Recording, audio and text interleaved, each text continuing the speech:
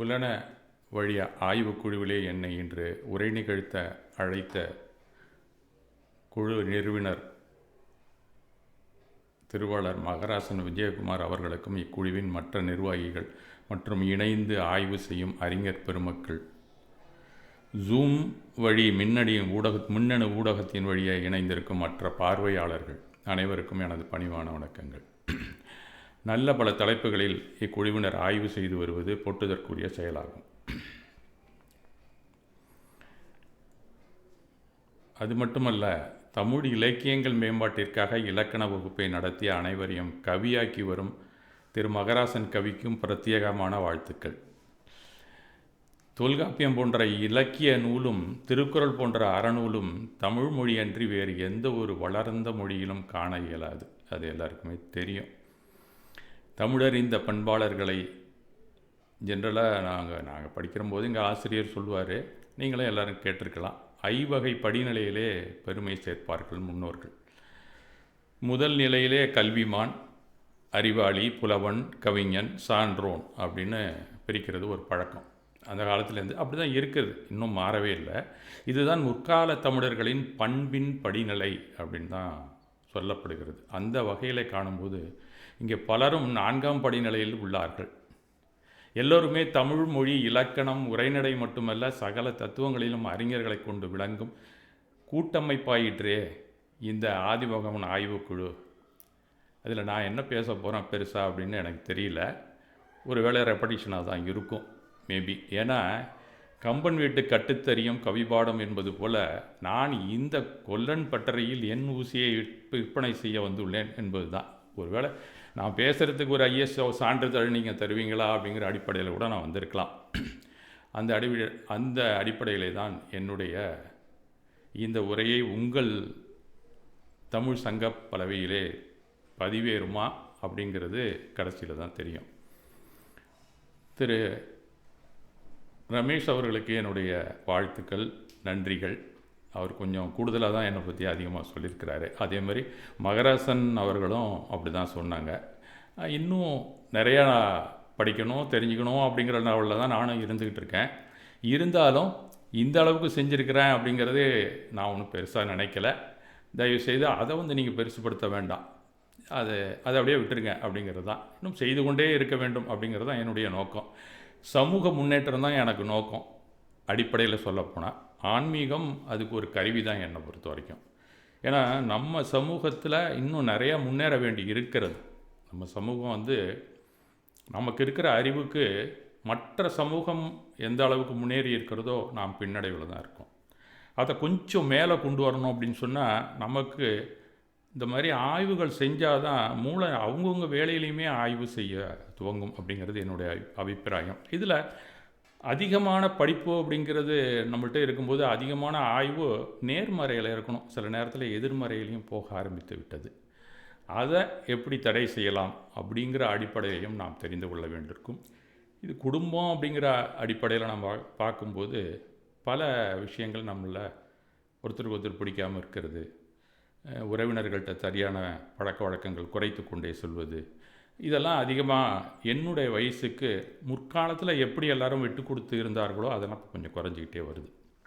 இதுக்கெல்லாம் அடிப்படை என்னங்கிறது நம்ம யாருமே ஆய்வு செய்யலை, மற்றவங்கள்ட்ட நம்ம பேசுகிறோம். இது ஆய்வுன்னு சொல்கிறதுக்கு வேலை இல்லை, இது அடிப்படை. நமக்கு இதை ஆய்வு செய்து தான் சொல்ல வேண்டும் என்கின்ற ஒரு அவசியம் இல்லை. இருந்தாலும் நாம் எனக்கு என்ன தெரியும், என் வயசில் நான் எப்படி என்னுடைய மனைவிகிட்ட நான் எப்படி இணைவோடு 2 பேரும் சந்தோஷமாக வாழ்கிறோம். 2 பேர்கிட்ட அபிப்பிராய பேதம் இல்லாமல் இல்லை, இருக்கிறது. ஆனால் அது எவ்வளோ இடைவெளி இருக்கிறது அப்படிங்கிறது தான் முக்கியமான விஷயம். அபிப்பிராயம் பேதம் இல்லாமல் 2 குடும்பத்திலேருந்து யாரும் சேரவும் முடியாது, எந்த உறவுமே சேர முடியாது. இப்போ இந்த காலையில் இருக்கிற பிரச்சனை ஆரம்பித்து 2 பேருக்கும் கொஞ்சம் ஏதோ மனத்தாங்கல் இருக்குதுன்னு சொன்னால் அது ஒரு 6 மாதம் நீடிக்கக்கூடாது, ஒரு 4 மாதம் நீடிக்கக்கூடாது. அது இன்றைக்கி சாயங்காலத்துக்குள்ளே சரியாயிடணும். இது எந்த உறவாக இருந்தாலும். இதுக்கெல்லாம் காரணம் நம்மளுடைய குணத்தில் வேறுபாடு தான். நாமெல்லாம் என்ன நினச்சிக்கிட்டு இருக்கோம், எல்லாருமே சரியான குணத்தோடு தான் நடந்து கொண்டு இருக்கிறோம் அப்படின்னு. கண்டிப்பாக அப்படி இல்லை. அவங்கவுங்க மனசாட்சிக்கு நான் சரியாக தான் நடக்கிறேன் அப்படின்னு சொல்லுவாங்க. அது தத்துவ ரீதியாக பார்க்கும்போது கண்டிப்பாக அது உண்மை இல்லை அப்படிங்கிறத நான் தெரிஞ்சு கொண்டேன். அதன் பிறகு தான் என்னை நான் எப்படி சரி செய்வது அப்படிங்கிறத நான் தெரிந்து கொண்டேன். அந்த அடிப்படையிலே உங்களுக்கு நான் தெரிவிக்க வந்துள்ளேன். அவ்வளோதான். இதில் ஆன்மீகம், தத்துவம், மனோ தத்துவம் எப்படி வேணால் நீங்கள் எடுத்துங்க. நான் எந்த ஆங்கிளில் சொல்ல போகிறேன் அப்படின்னு சொன்னால், நான் என்ன அனுபவிச்சுட்டு இருக்கனோ அதை உங்களுக்கு சொல்லணும். இதுதான் என்னுடைய நோக்கம். அந்த அடிப்படையிலே குடும்பமும் சரி, உறவுகளும் சரி, நட்பும் சரி, எந்த அளவுக்கு விட்டு கொடுத்து வாழலாம் அப்படிங்கிறத நம்ம தெரிஞ்சுக்கணும். நான் ஆல்வேஸ் ரைட் அப்படின்னு யாருமே நினைக்க வேண்டியதில்லை. எல்லாருக்கிட்டேயும் எல்லா குணமும் இருக்கிறது, குற்றமும் இருக்கிறது. அதான் நாம் தெரிந்து கொள்ள வேண்டும் அப்படிங்கிறது தான். ஏன்னா நம்மகிட்ட குற்றம் இருக்கிறது நமக்கு தெரியல, அது தெரிய வைத்தவங்க தான் ஞானியர்கள். அதை தெரிய வைப்பவர்கள் தான் அறிவியலாளர்கள், மனோ தத்துவ இயலாளர்கள். அதுதான் உண்மை. நாம் மற்றவங்களெல்லாம் அதெல்லாம் படிச்சுட்டு பார்க்குறோம், நம்மள்ட்ட அது இருக்கான்னு நம்மளை திரும்பி இன்ட்ராஸ்பெக்ஷன் பண்ணவே இல்லை. இதுக்கு தான் ஞானியர்கள் முயன்று முதல்ல நீ திருந்துப்பா, பக்கத்தில் இருக்கிறவங்களாம் தானாகவே உனக்கு நட்பாகவும் சிநேகமாக உன்னோட எப்படி பழகணுமோ அந்த இன்டர்பர்சனல் ஸ்கில் உனக்கு தனியாக நான் ஒன்றும் சொல்லவே வேண்டியதில் உனக்கு வந்துடும் அப்படிங்கிற விஷயத்தை தான் இந்த குணமார்கை நமக்கு சொல்லித் தருகிறது அப்படிங்கிறத நான் சொல்கிறேன். ஏதோ தலைப்பை பார்த்தா பெருசாக இருக்கணும்னு நினைக்க வேண்டியதில்லை. அன்றாட வாழ்க்கையில் நம்ம குணம் எப்படி மாறுது அப்படிங்கிறத தெரிந்து கொள்ளது தான் இது. இது பெரிய அளவில் நான் ஒன்றும் பேச போகிறதில்ல, சின்ன விஷயந்தான். ஆனால் நான் சொல்லக்கூடிய தத்துவங்கள் வேறு சில இடங்களுக்கு உங்களுக்கு பயன்படும். இந்த விஷயத்தில் எந்த அளவுக்கு பயன்படும்னா, நீங்கள் அந்த தத்துவத்தை நல்லா தெரிஞ்சுக்கிட்டிங்கன்னா நீங்களே உங்களை ரியலைஸ் பண்ணுவீங்க, நம்மள்கிட்ட என்ன கெட்ட குணங்கள் இருக்கின்றன, எந்தெந்த சமயத்தில் அதை நம்ம வெளிப்படுத்துகிறோம் அப்படிங்கிறது தான். இது வெளியிலலாம் போனீங்கன்னா மனோ தத்துவ ரீதியாக நிறையா இன்டர்பர்சனல் ஸ்கில் சொல்லி கொடுக்குறாங்க, பிஹேவியரல் சயின்ஸ் சொல்லி கொடுக்குறாங்க. மோட்டிவேஷன் ப்ரோக்ராம் போனீங்கன்னா சைக்காட்ரிஸ்ட்டு, சைக்காலஜிஸ்ட்டு, இவங்க 2 பேருக்குமே வித்தியாசம் இருக்குது. அவங்கெல்லாமும் உங்களுக்கு பாடம் நடத்துவாங்க. எல்லாருமே கேட்டிருக்கலாம். அவங்கவுங்க டிபார்ட்மெண்ட்டில் சொல்லிக் கொடுப்பாங்க, உங்கள் நிறுவனத்தில் அதெல்லாம் சொல்லிக் கொடுப்பாங்க. அவங்க எந்த அளவில் சொல்லிக் கொடுப்பாங்கன்னா, அவங்க குடும்பத்துக்கும் பயன்படணும், அந்த அலுவலகத்துக்கும் பயன்படணும் அப்படிங்கிற அடிப்படையில் இதெல்லாம் நீங்கள் அங்கே நிறைய தெரிஞ்சுக்கலாம். ஆனால் அடிப்படையில் உள்ளுக்குள்ளே போய் அந்த நுண்பொருள் கோட்பாட்டில் என்ன சொல்லப்பட்டிருக்கிறது அப்படிங்கிறத அவங்க சொல்ல மாட்டாங்க, மேலோட்டமாக சொல்லியிருப்பாங்க. இந்த அடிப்படையில் உள்ளதை நான் படித்தேன்னு சொல்கிறத விட பல ஆன்மீக கூட்டங்களுக்கு நான் போகும்போது தெரிந்து கொண்டது, காதில் கேட்டது, அதெல்லாம் நான் எனக்குள்ளே போட்டு பார்க்கும்போது சரியாக இருந்தது. அந்த அடிப்படையில் நான் உங்களுக்கு முன் தெரிவிக்க தயாராக இருக்கிறேன். அவ்வளோதான். இதனால் நீங்கள் பயன்படணும் அப்படிங்கிறது தான். நான் பெரிய ஆள் பேச்சாளர் அப்படிங்கிறதுக்காக உங்கள் முடிந்த தலைப்பை நான் வழங்க முன்வரவில்லை. முதல்ல என்னுடைய நோக்கத்தை நீங்கள் தெரிந்து கொள்ள வேண்டும். இதில் நான் சொல்கிற தத்துவத்தில் எங்கெங்கே என்ன தப்பு இருக்குது அப்படின்னு தயவுசெய்து பார்க்க வேண்டாம், கண்டிப்பாக இருக்கும். நான் ஒரு கதம்பம் மாதிரி. நான் சமண தத்துவம் படிப்பேன், சாங்கியத்தையும் படிப்பேன், வேதாந்தத்தையும் படிப்பேன். இது மாதிரி என்னென்ன எனக்கு கிடைக்குதோ அதெல்லாம் படிப்பேன். அந்த மாதிரி ஒரு செட்டப் எங்கள்கிட்ட இருக்குது. நான் பேசும்போது கலந்துகட்டியும் வரும். தயவுசெய்து நீங்கள் உங்களுக்கு தெரிந்த என்னென்ன தத்துவங்கள் தெரியுமோ, உங்களுக்கு சமண தத்துவம் நன்றாகவே எல்லாருக்கும் தெரியும்.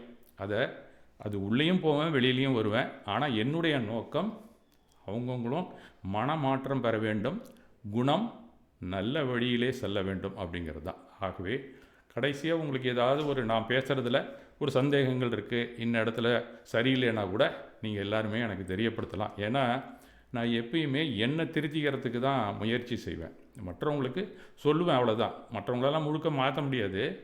ஒரே ஒரு ஆள் உலகத்திலே நம்ம மாற்றணும்னா அது நமக்கு நாமே தான். இந்த விஷயத்தை எல்லாருமே தெரிந்து கொண்டால் இதை மாற்றுவது என்றைக்குமே கடினம், மாறுவது சுலபம். இதுதான் தெய்வ வாக்குன்னு சொல்லலாம், ஞானியர் வாக்கு அப்படின்னு தான் சொல்லலாம். அந்த அடிப்படையிலே இன்றைய பேச்சை உங்கள் முன் துவங்குகிறேன். இங்கே இலக்கியம் தெரிஞ்சவங்களாம் நிறைய இருக்கிறீங்க, இலக்கணம் தெரிந்தவர்கள் அப்படின்னு சொன்னால் நிறைய பேரே இருக்கீங்க. எனக்கு அந்த அளவுக்கு எப்படி இலக்கிய நடை அப்படிங்கிறது ரொம்ப நாளாச்சு, எனக்கு டச் விட்டு போச்சுன்னு கூட சொல்லலாம். எனக்கு எந்த அளவுக்கு தெரியும்னு தெரியாது. கல்லூரியில் படிக்கும்போது, அதுக்கு முன்னாடி நாடகத்திலலாம் நடிக்கும்போது இலக்கிய பேச்சுக்கள் உண்டு. அந்த மாதிரி ஒரு காலம் இருந்தது. இன்னும் சொல்லப்போனால் கல்லூரி தமிழ்ச்சங்கத்தில் 3 ஆண்டுகள் நான் இருந்தேன். நான் படித்தது கணிதம். இருந்தாலும் என்னுடைய தகப்பனார் அந்த மாதிரி தமிழ்னு இருப்பார். அவருடைய அடுத்ததெல்லாம் நான் அதில் சேர்ந்துருந்தேன். கட்டுரைகள்லாம் ப்ரெசென்ட் பண்ணுறது, பேசுகிறது, இதெல்லாம் கொஞ்சம் இலக்கிய நடையில் தான் இருக்கும். அங்கெல்லாம் அந்த சாதாரணமாக கொச்சை தமிழில் நாம் ஃப்ரெண்டு மாதிரி பேசுகிறதெல்லாம் இருக்காது. அந்த மாதிரி ஒரு செட்டப்பில் இருக்கும்போது நான் என்ன பண்ணுவேன், பெரும்பாலும் பெரிய பெரிய ஆளுங்கள்லாம் பேசுகிறாங்கன்னா எனக்கு கொஞ்சம் பயமாக இருக்கும். அதனால் முன்னாடியே டிராஃப்ட் பண்ணிவிட்டு எங்கள் அப்பாட்ட கொடுத்துருவேன். அவர் பார்த்துட்டு என்னென்ன சரி பண்ணுமோ சரி பண்ணி கொடுத்துருவாரு. அதே ட்ராமா வசனம் மாதிரி நான் அங்கே போய் பேசிட்டு வந்துடுவேன். இப்படி தான் எனக்கு அந்த இலக்கிய நடை இருந்தது. அப்புறம் கொஞ்சம் கொஞ்சமாக நான் தொழிற்சங்கத்துக்கு வரும்போது அந்த இலக்கிய நடை என்னை விட்டு போக வேண்டிய கட்டாயம் ஏற்பட்டு விட்டது என்று தான் சொல்லணும். ஏன்னா எல்லாருக்கும் இலக்கியத்தில் அங்கே போய் பேச முடியாது. இன்னும் சொல்லப்போனால் கஜாமுஜான் கத்தணும். அந்த மாதிரி இருக்கக்கூடிய செட்டப்லேருந்து இப்போ நான் கொஞ்சம் வெளியில் வந்து உங்களுக்கெல்லாம் நடத்தி, அதனால் பேச்சு தமிழ் தான் அதிகமாக இருக்கும். அதனால் நீங்கள் அதில் இலக்கணத்தை யாரும் பார்க்க வேண்டியதில்லை. ஏன்னா ஸ்காலர்ஸ் இங்கே இருக்கிறவங்க எல்லாமே. இன்னும் சொல்லப்போனால் ஸ்ரேயாங்குமார் வந்து முன்னாடி ஐயா பத்மராஜ ராமசாமின்னு போட்டிருக்காரு. நான் ஒன்றும் சர் சிவி ராமன் இல்லை, சர் ஐசக் நியூட்டன்னு இல்லை.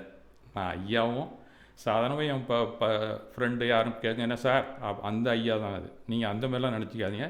I am not sir, I am sir தான். அந்த அடிப்படையில் நீங்கள் எடுத்துக்கொள்ள வேண்டும் என்று கூறிக்கொண்டே என் உரையை துவக்குகிறேன். நாம் நல்வாழ்வு வாழத்தான் விரும்புவோம் எப்பயுமே. இது ஆசையா தேவையா அப்படின்னு சொன்னால் இது தேவை, இது ஆசை அல்ல. இப்போது ஒவ்வொருவரும் உள்ளார்ந்த அளவில் நல்வாழ்வு வாழ்கிறோமா அப்படின்னு கேட்டால் இல்லை என்பது தான் பலரது பதில். அதை வெளியே சொல்லும் துணிவு சிலருக்கு இல்லை, பலருக்கு சுத்தமாகவே இல்லைன்னு தான் சொல்லணும். பிறர் தன் மீது பெருமைப்பட வேண்டும் என்று கூறிக்கொள்பவர்கள் ஆனால் அப்படி சொல்லலாம், நான் நல்லா தாங்க இருக்கிறேன் அப்படின்னு சொல்லுவாங்க. சொல்லிகிட்டே பார்த்தீங்கன்னா கையிலேருந்து மெடிக்கல் கிட்டை எடுப்பான், அதுலேருந்து ப்ரெஷர் டேப்லெட்டை போட்டுப்பான். அது விருந்தில் போய் நம்ம சாப்பிட போனால் முன்னாடியே சுகர் டேப்லெட்டை போடுவான்.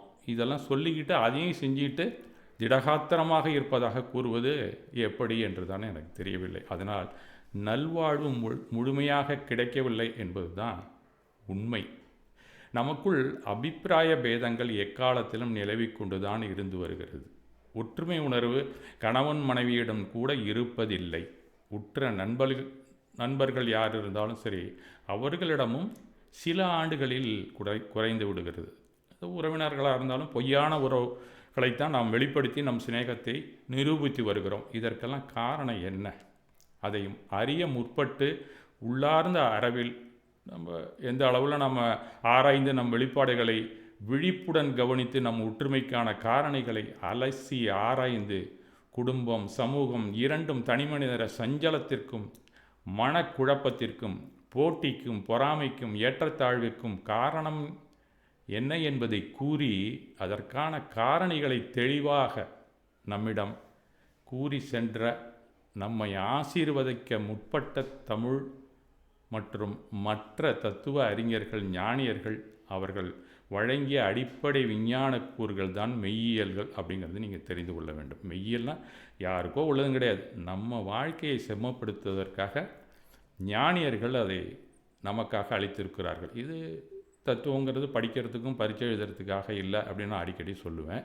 நம்ம வாழ்க்கையில் பயன்படுத்துவதற்கு தான். இதை முழுமையாக ஒவ்வொரு அடுக்காக நம்ம ஆராய முற்பட்டால் ரொம்ப நேரம் ஆகும். ஏதோ கொஞ்சம் அப்படி இப்படி தொட்டுக்கிட்டு அந்த விஷயத்தை நாம் தெரிந்து கொள்ளலாம். எனக்கு தெரிந்த இந்த உள்ளார்ந்த செயல்பாடுகளின் தத்துவம் கணவன் மனைவி உறவில் நல்ல பலனை கொடுத்துள்ளது. அதுதான் என்னால் உங்களுக்கு கேரண்டி கொடுக்க முடியும். அதுக்கு அடுத்த லெவலில் நீங்கள் போனீங்கன்னா கண்டிப்பாக சக்சீட் ஆவீங்க. உறவில் அதிகம் விரிசல் ஏற்படாமல் இப்போதுள்ள அளவில் வாழ எச்சரிக்கையும் உங்களுக்கு வந்துவிடும். இந்த அடிப்படையில் தான் இதை நான் உங்களுக்கு சொல்ல வருகிறேன். குணமார்கை அப்படின்னு சொன்னால் இப்போ சார் கூட போட்டிருந்தாங்க, மூடு ஸ்விங் அப்படின்னு சொல்லி மகராசன் சார் கூட போட்டிருந்தார். இது ஆன்மீக சித்தாந்த மனோதத்துவ ரீதியான ஒரு சிந்தனை அரங்கமாக இருக்கும் அப்படின்னு சொன்னார். எனக்கு அது அந்த மாதிரி இருக்கான்னு தெரியல, கடைசியில் நீங்கள் தான் சொல்லணும். ஏன்னா மேக்சிமம் நான் வந்து அந்த மனோதத்துவ ரீதிக்குள்ளே அதிகமாக இன்று செல்லவில்லை. ஏன்னா அதுவும் சொன்னால் ரொம்ப நேரம் ஆகும். அதை நான் பழசை புரட்டிக்கிட்டு தான் வரணும். ஐ சைக்காலஜி ஸ்டூடெண்ட்டு தான் இருந்தாலும் நான் அந்த ஏரியாக்குள்ளே இன்றைக்கு செல்லவில்லை. இன்றைக்கு சுருக்கமாக ஆன்மீக தத்துவத்தின் மூலமாக மட்டும் தெரிவிக்க முன்றில்லை. இதுவும் கடைசியில் நீங்கள் தான் சொல்லணும். இதில் பெரும்பாலும் எனக்கு பிடிச்ச 2 குறள் அந்த அடிப்படையில் தான் இன்றைய பேச்சு எனக்கு அமையும். அதை முழுக்க நீங்கள் போகும்போதே கவனிச்சிங்கன்னா தெரிஞ்சுக்கலாம். சுவை ஒளி ஊறு ஓசை நாற்றமென 5 வகை தெரிவான் கட்டே உலகு. இது ஒரு குறள். அடுத்தது குணம் நாடி குற்றம் நாடி அவற்றுள் மிகை நாடி மிக்க குறள். இந்த 2 குறளுக்கான விளக்கத்தில் இவ்வுரை அடங்கியுள்ளதாக நினைத்து உங்களுக்கு தெரிவிக்க முன்வந்துள்ளேன். நீங்கள் போக போக நான் இதுக்குள்ளே போனேன்னா வெளியில் போயிட்டேனா அப்படிங்கிறது நீங்கள் தான் சொல்லணும். பொதுவாக அறிவை கடந்து சிறப்பான அறிவை எவன் ஒருவன் பெற்றிருக்கிறானோ அவனிடம்தான் இந்த உலகம் நிலைக்கிறது. இது குறளாசான் கூற்று. சுவை ஒளி ஊறு ஓசை நாற்றம் எனும் 5 வகை தெரிவான் கட்டே உலகு அப்படின்னு என்ன சொல்கிறாரு அப்படின்னு சொன்னால், அந்த 5 புலன்களின் வழி பிறக்கும் ஆசைகளை அறுத்து எரிபவன் வசப்பட்டு நிற்கிறது உலகம், நிலைத்து நிற்கிறது, பணிந்து நிற்கிறது என்கிறார் குறளாசிரியர். இதன் தத்துவத்தை கூறியுள்ளார். ஆனால் உலகத் தோற்றத்தின் அடிப்படையை கூறியுள்ளார் என்று தான் சொல்ல வேண்டியுள்ளது. மேலோட்டமாக அது தத்துவம் அப்படிங்கிறது மட்டும் நம்ம பார்க்கணுன்னு அவசியம் இல்லை. அடிப்படையில் எல்லாத்தையுமே அந்த குறளை வச்சு திணிச்சிருக்காருன்னு தான் சொல்லணும். தத்துவங்கள் அறிஞர்கள் பெருமக்கள் தங்கள் அறிவிற்கு ஏற்ப பலர் அமைத்து கொண்டார்கள். அப்படி அமைத்தவர்களின் பொதுவான கூறுகளை நாம் காணும்போது குறளாசானம் எந்த ஒரு தத்துவத்தையும் சார்ந்து இயங்க மாட்டார் என்பது என்னுடைய கணிப்பு. அவங்கவுங்க சொல்லிக்கலாம் என்னோடது. ஏன்னா எல்லாருடைய கூறு அங்கே இருக்குது. அதனால் இதை பொதுவான தத்துவ அமைப்பில் காண்போம் அப்படிங்கிறது தான் என்னுடைய தனிப்பட்ட கருத்து. எந்த இடத்தில் எந்த தத்துவத்தை சொன்னால் அர்த்தம் பூரணமாய் விளங்குமோ அந்த அடிப்படை கூறுகளை கொண்டு தெரிவித்து சுவை ஒளி ஊறு ஓசை நாற்றம் எனும் 5 வகை தருவான் கட்டே உலகு அப்படின்னு அவர் சொல்லியிருக்காரு. இன்னும் சொல்லப்போனால் சுவை ஒளி அந்த 5 வகைகள் அப்படின்னு சொல்கிறார்ல, அது ஒரு பிரிவாக சொல்லிடுவார். தெரிவான் என்பதை இன்னொரு பிரிவாக வைத்து நமக்கு தெரிவிக்க முயல்வது மிகவும் பொருத்தமாக இருக்கும். இப்போ நான் பேசுகிறது இந்த அடிப்படையில் தான் இருக்கும். வகைகள் என்பதின் தத்துவங்களையும் தெரிவான் தெரிதல் என்பதில் இவை ஒன்றுக்கொன்று உள்ள தொடர்பை விளக்கி கூறுகிறார் அப்படிங்கிறத என்னுடைய பேச்சில் நீங்கள் தெரிந்து கொள்ளலாம். இதில் சமணமும் கிட்டத்தட்ட விளக்கத்தை ஒன்றாகவே கூறியிருக்கிறது அப்படிங்கிறது நமக்கு இருக்கிற பெருமையான விஷயந்தான். அதன் பின்னர் மாற்றங்கள் தோன்றினாலும் இக்குறள் வரை நம் தலைப்புக்கு பொருந்தும் அளவில் காண முற்படுவோம். ஒன்றை புரிந்து கொள்ள வேண்டும், தத்துவத்தை படிப்பது ஏனென்றால் அதில் நிலைத்து நிற்பதற்கு அல்ல, அதை கடப்பதற்காக மட்டுமே. ஒரு தத்துவத்தில் தொடங்கி படித்து புரிந்த பின் அதை கடந்து சென்றால்தான் விடுதலை கிடைக்கும். அப்படியே அங்கேயே நிற்கக்கூடாது. அதில் நிலைத்து நின்று விட்டால் நமக்கு விடுதலையே கிடைக்காது, பிறவியுமே தொடரும். அதுதான் உண்மையான வாக்கு ஞானியர்கள் சொல்லுவது. அவங்க எல்லாமே கொடுத்துருக்கிறது நம்ம படித்து தெரிஞ்சுக்கிறதுக்கு இல்லை, வாழ்க்கையில் கடைபிடிப்பதற்கு. உயிர் பொருளின் நிலைமாற்றம் நிகழ்ந்து கொண்டே தான் இருக்கிறது. அதை நம்மை சுற்றி இருப்பவர்கள் நம்மை கவனித்தாலோ இல்லை நாம் சுற்றி இருப்பவர்களை பார்த்தாலோ புரிந்துவிடும். காலையில் இருப்பது போல் ஒருவர் மதியம் இருப்பதில்லை, மதியம் இருப்பது போல் மாலை இருப்பதில்லை. இந்த உயிரின் மாற்றத்துக்கு அவஸ்தை அவத்தை அப்படின்லாம் தத்துவவாதிகள் சொல்வார்கள். இது உயிர் பொருளான்மா ஆன்மாவுக்குத்தான் பொருந்தும். ஜடப்பொருளுக்கு தானாகவே நிலை மாற்றம் வருவதில்லை. பிற பொருளின் பாதிப்பினால் வரலாமே தவிர சுயமாக வராது. அதுதான் புத்கலம். இது உயிரோடு சேர்ந்தாதான் அதுக்கு நிலை மாற்றமே வரும். அது வரைக்கும் அதுக்கு கிடைக்கிறதுக்கு வாய்ப்பே மிக மிக குறைவு. தத்துவத்திலே முக்கியமாக 3 பொருள்களை கூறுவார்கள். ஒன்று ஆன்மா, அது உயிர் நம்ம சொல்கிறோம். அடுத்தது தலைன்னு சொல்லுவாங்க, அது விலங்கு நமக்கு அப்படி சொல்லுவாங்க. தலைக்கு காரணமான பொருள். இந்த 3 சம்பந்தப்பட்டது தான் தத்துவத்தில் பெரும்பாலும். எல்லா தத்துவத்தை நீங்கள் படித்தீங்கனாலும் நாம் விலங்கு பூட்டிக்கிட்டு இருக்கிறோம், இந்த தலை என்ன அப்படிங்கிறதுக்கான காரணத்தை சொல்லுவார்கள். அதிலிருந்து உயிரை பிரித்தெடுப்பதற்கான வழிகளை சொல்லுவார்கள். இது பொதுவாக எல்லா தத்துவத்திலையுமே சொல்லக்கூடியது. தத்துவத்தில் கலைச்சொற்களை படித்து விளங்கி கொண்டால் நம் தத்துவத்தை கடந்து செல்வது மிக மிக சுலபம். அது கொஞ்சம் நீங்கள் அதுக்குள்ளே அந்த விஷயங்களெல்லாம் நம்ம தெரிஞ்சுக்கணும். இதுக்கு பயிற்சி செய்வது தான் சரியான உபாயம், வேறு வழியே இல்லை. இப்போ புரோட்டான், எலக்ட்ரான், நியூட்ரான் இதெல்லாம் இருக்குது. இதை நம்ம பயிற்சி செய்து வந்தால் அறிவியல் தத்துவம் நன்றாக நமக்கு மனசில் படிந்து விடுகிறது. நீங்கள் படிக்கும்போது சிலபஸில் இதெல்லாம் இருக்கும். புரோட்டான்னு அது எங்கே இருக்குது, எலக்ட்ரான்னா என்ன பண்ணுது, சுற்றிக்கிட்டு இருக்குது, டக்குன்னு நமக்கு ஞாபகம் வரும். அந்த மாதிரி தத்துவ சொற்களெல்லாம் நம்ம மேப்பிங் பண்ணிக்கிட்டே இருக்கணும், விஷுவல் பண்ணிக்கிட்டே இருக்கணும். இது இப்போ நீங்கள் அட்டாமிக் ஸ்ட்ரக்சரை படித்தீங்கன்னா இந்த 3ம் டக்குன்னு நிற்கும் உங்களுக்கு. இதெல்லாம் எல்லோரும் படித்தவங்களுக்கெல்லாம் நிறைய பேர் படித்தவங்க தான் இருக்கீங்க. அந்த மாதிரி தத்துவத்தை படித்தீங்கன்னா தான் இது எல்லாமே புரியும். அதே போல் அந்த அறிவியலாளர்கள் என்ன கூறுகிறார்கள்னா, உயிரற்ற பொருளின் குணம்தான் இங்கு தன்மையாக இயல்பாக கூறப்படுகிறது அப்படின்னு தான் அவங்க சொல்லுகிறார்கள். தத்துவத்தில் இருக்கிறவங்களும் அதான் சொல்கிறாங்க, அறிவியலில் இருக்கிறவங்களும் 2 பேருமே இதுதான் சொல்கிறாங்க. ஆக தத்துவங்கள் எல்லாமே குணத்தின் அடிப்படையில் புரிந்து கொள்ளவே அப்படிங்கிற உண்மையை நாம் தெரிந்து கொள்ளுதல் வேண்டும். எந்த தத்துவமாக இருந்தாலும் பொருள்னு சொல்லுவாங்க, ஆனால் எல்லாமே குணத்தின் அடிப்படையில் தான் தத்துவங்கள் இருக்குது. இந்த குணங்களை பயிற்சி செய்து கொண்டு வர அக்குணத்திற்கான பெயர் சொல்லை உபயோகிக்கும் போதே தத்துவம் மேலும் மேலும் வளர்ச்சி வரும். இதற்குத்தான் தொடர் தத்துவ பயிற்சி வகுப்புகள் 2 தத்துவங்களுக்கும் அவசியம். ஒன்று விஞ்ஞானம், இன்னொன்று மெய்ஞானம். இது 2மே ஒன்று தான். இது சில ஆண்டுகளுக்கு முன்னே கம்ப்யூட்டர் அப்படிங்கிற சொல்லி நமக்கு யாருக்குமே தெரியாது.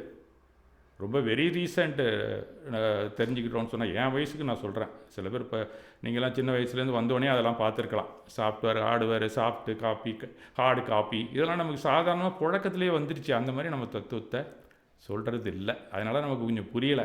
இந்த அறிவியல் என்பது தத்துவ சொல்லை சொல்லும்போது அதன் குணத்தை பற்றிய புரிதல் புத்தியில் தானாக வெளிப்படும். சாஃப்ட்வேர்னால் என்னான்னு உங்களுக்குலாம் தெரியும். உடனே உள்ள மேப் ஆகி அதோட டிஸ்கிரிப்ஷன் அப்படியே டக்குன்னு ரெடியாக நிற்கும் நமக்கு. அந்த மாதிரி தத்துவத்தை நீங்கள் படிக்கும்போதும் டக்குன்னு வந்து நிற்கணும். அப்படி நின்றுச்சுன்னா எல்லா விஷயமும் உங்களுக்கு தெரிஞ்சிடும். அப்படி நம்ம காலத்தை பற்றிய விளக்கம், இப்போ ஒரு வாக்கியத்தை நான் சொல்கிறேன்னா அது ஒரு சமயத்தில் நிகழ்ந்து விடும். அதில் ஒரு வாக்கியமாக நான் சொல்கிறது ஒரு சமயத்தில் உள்ளுக்குள்ளே நடந்துடும்.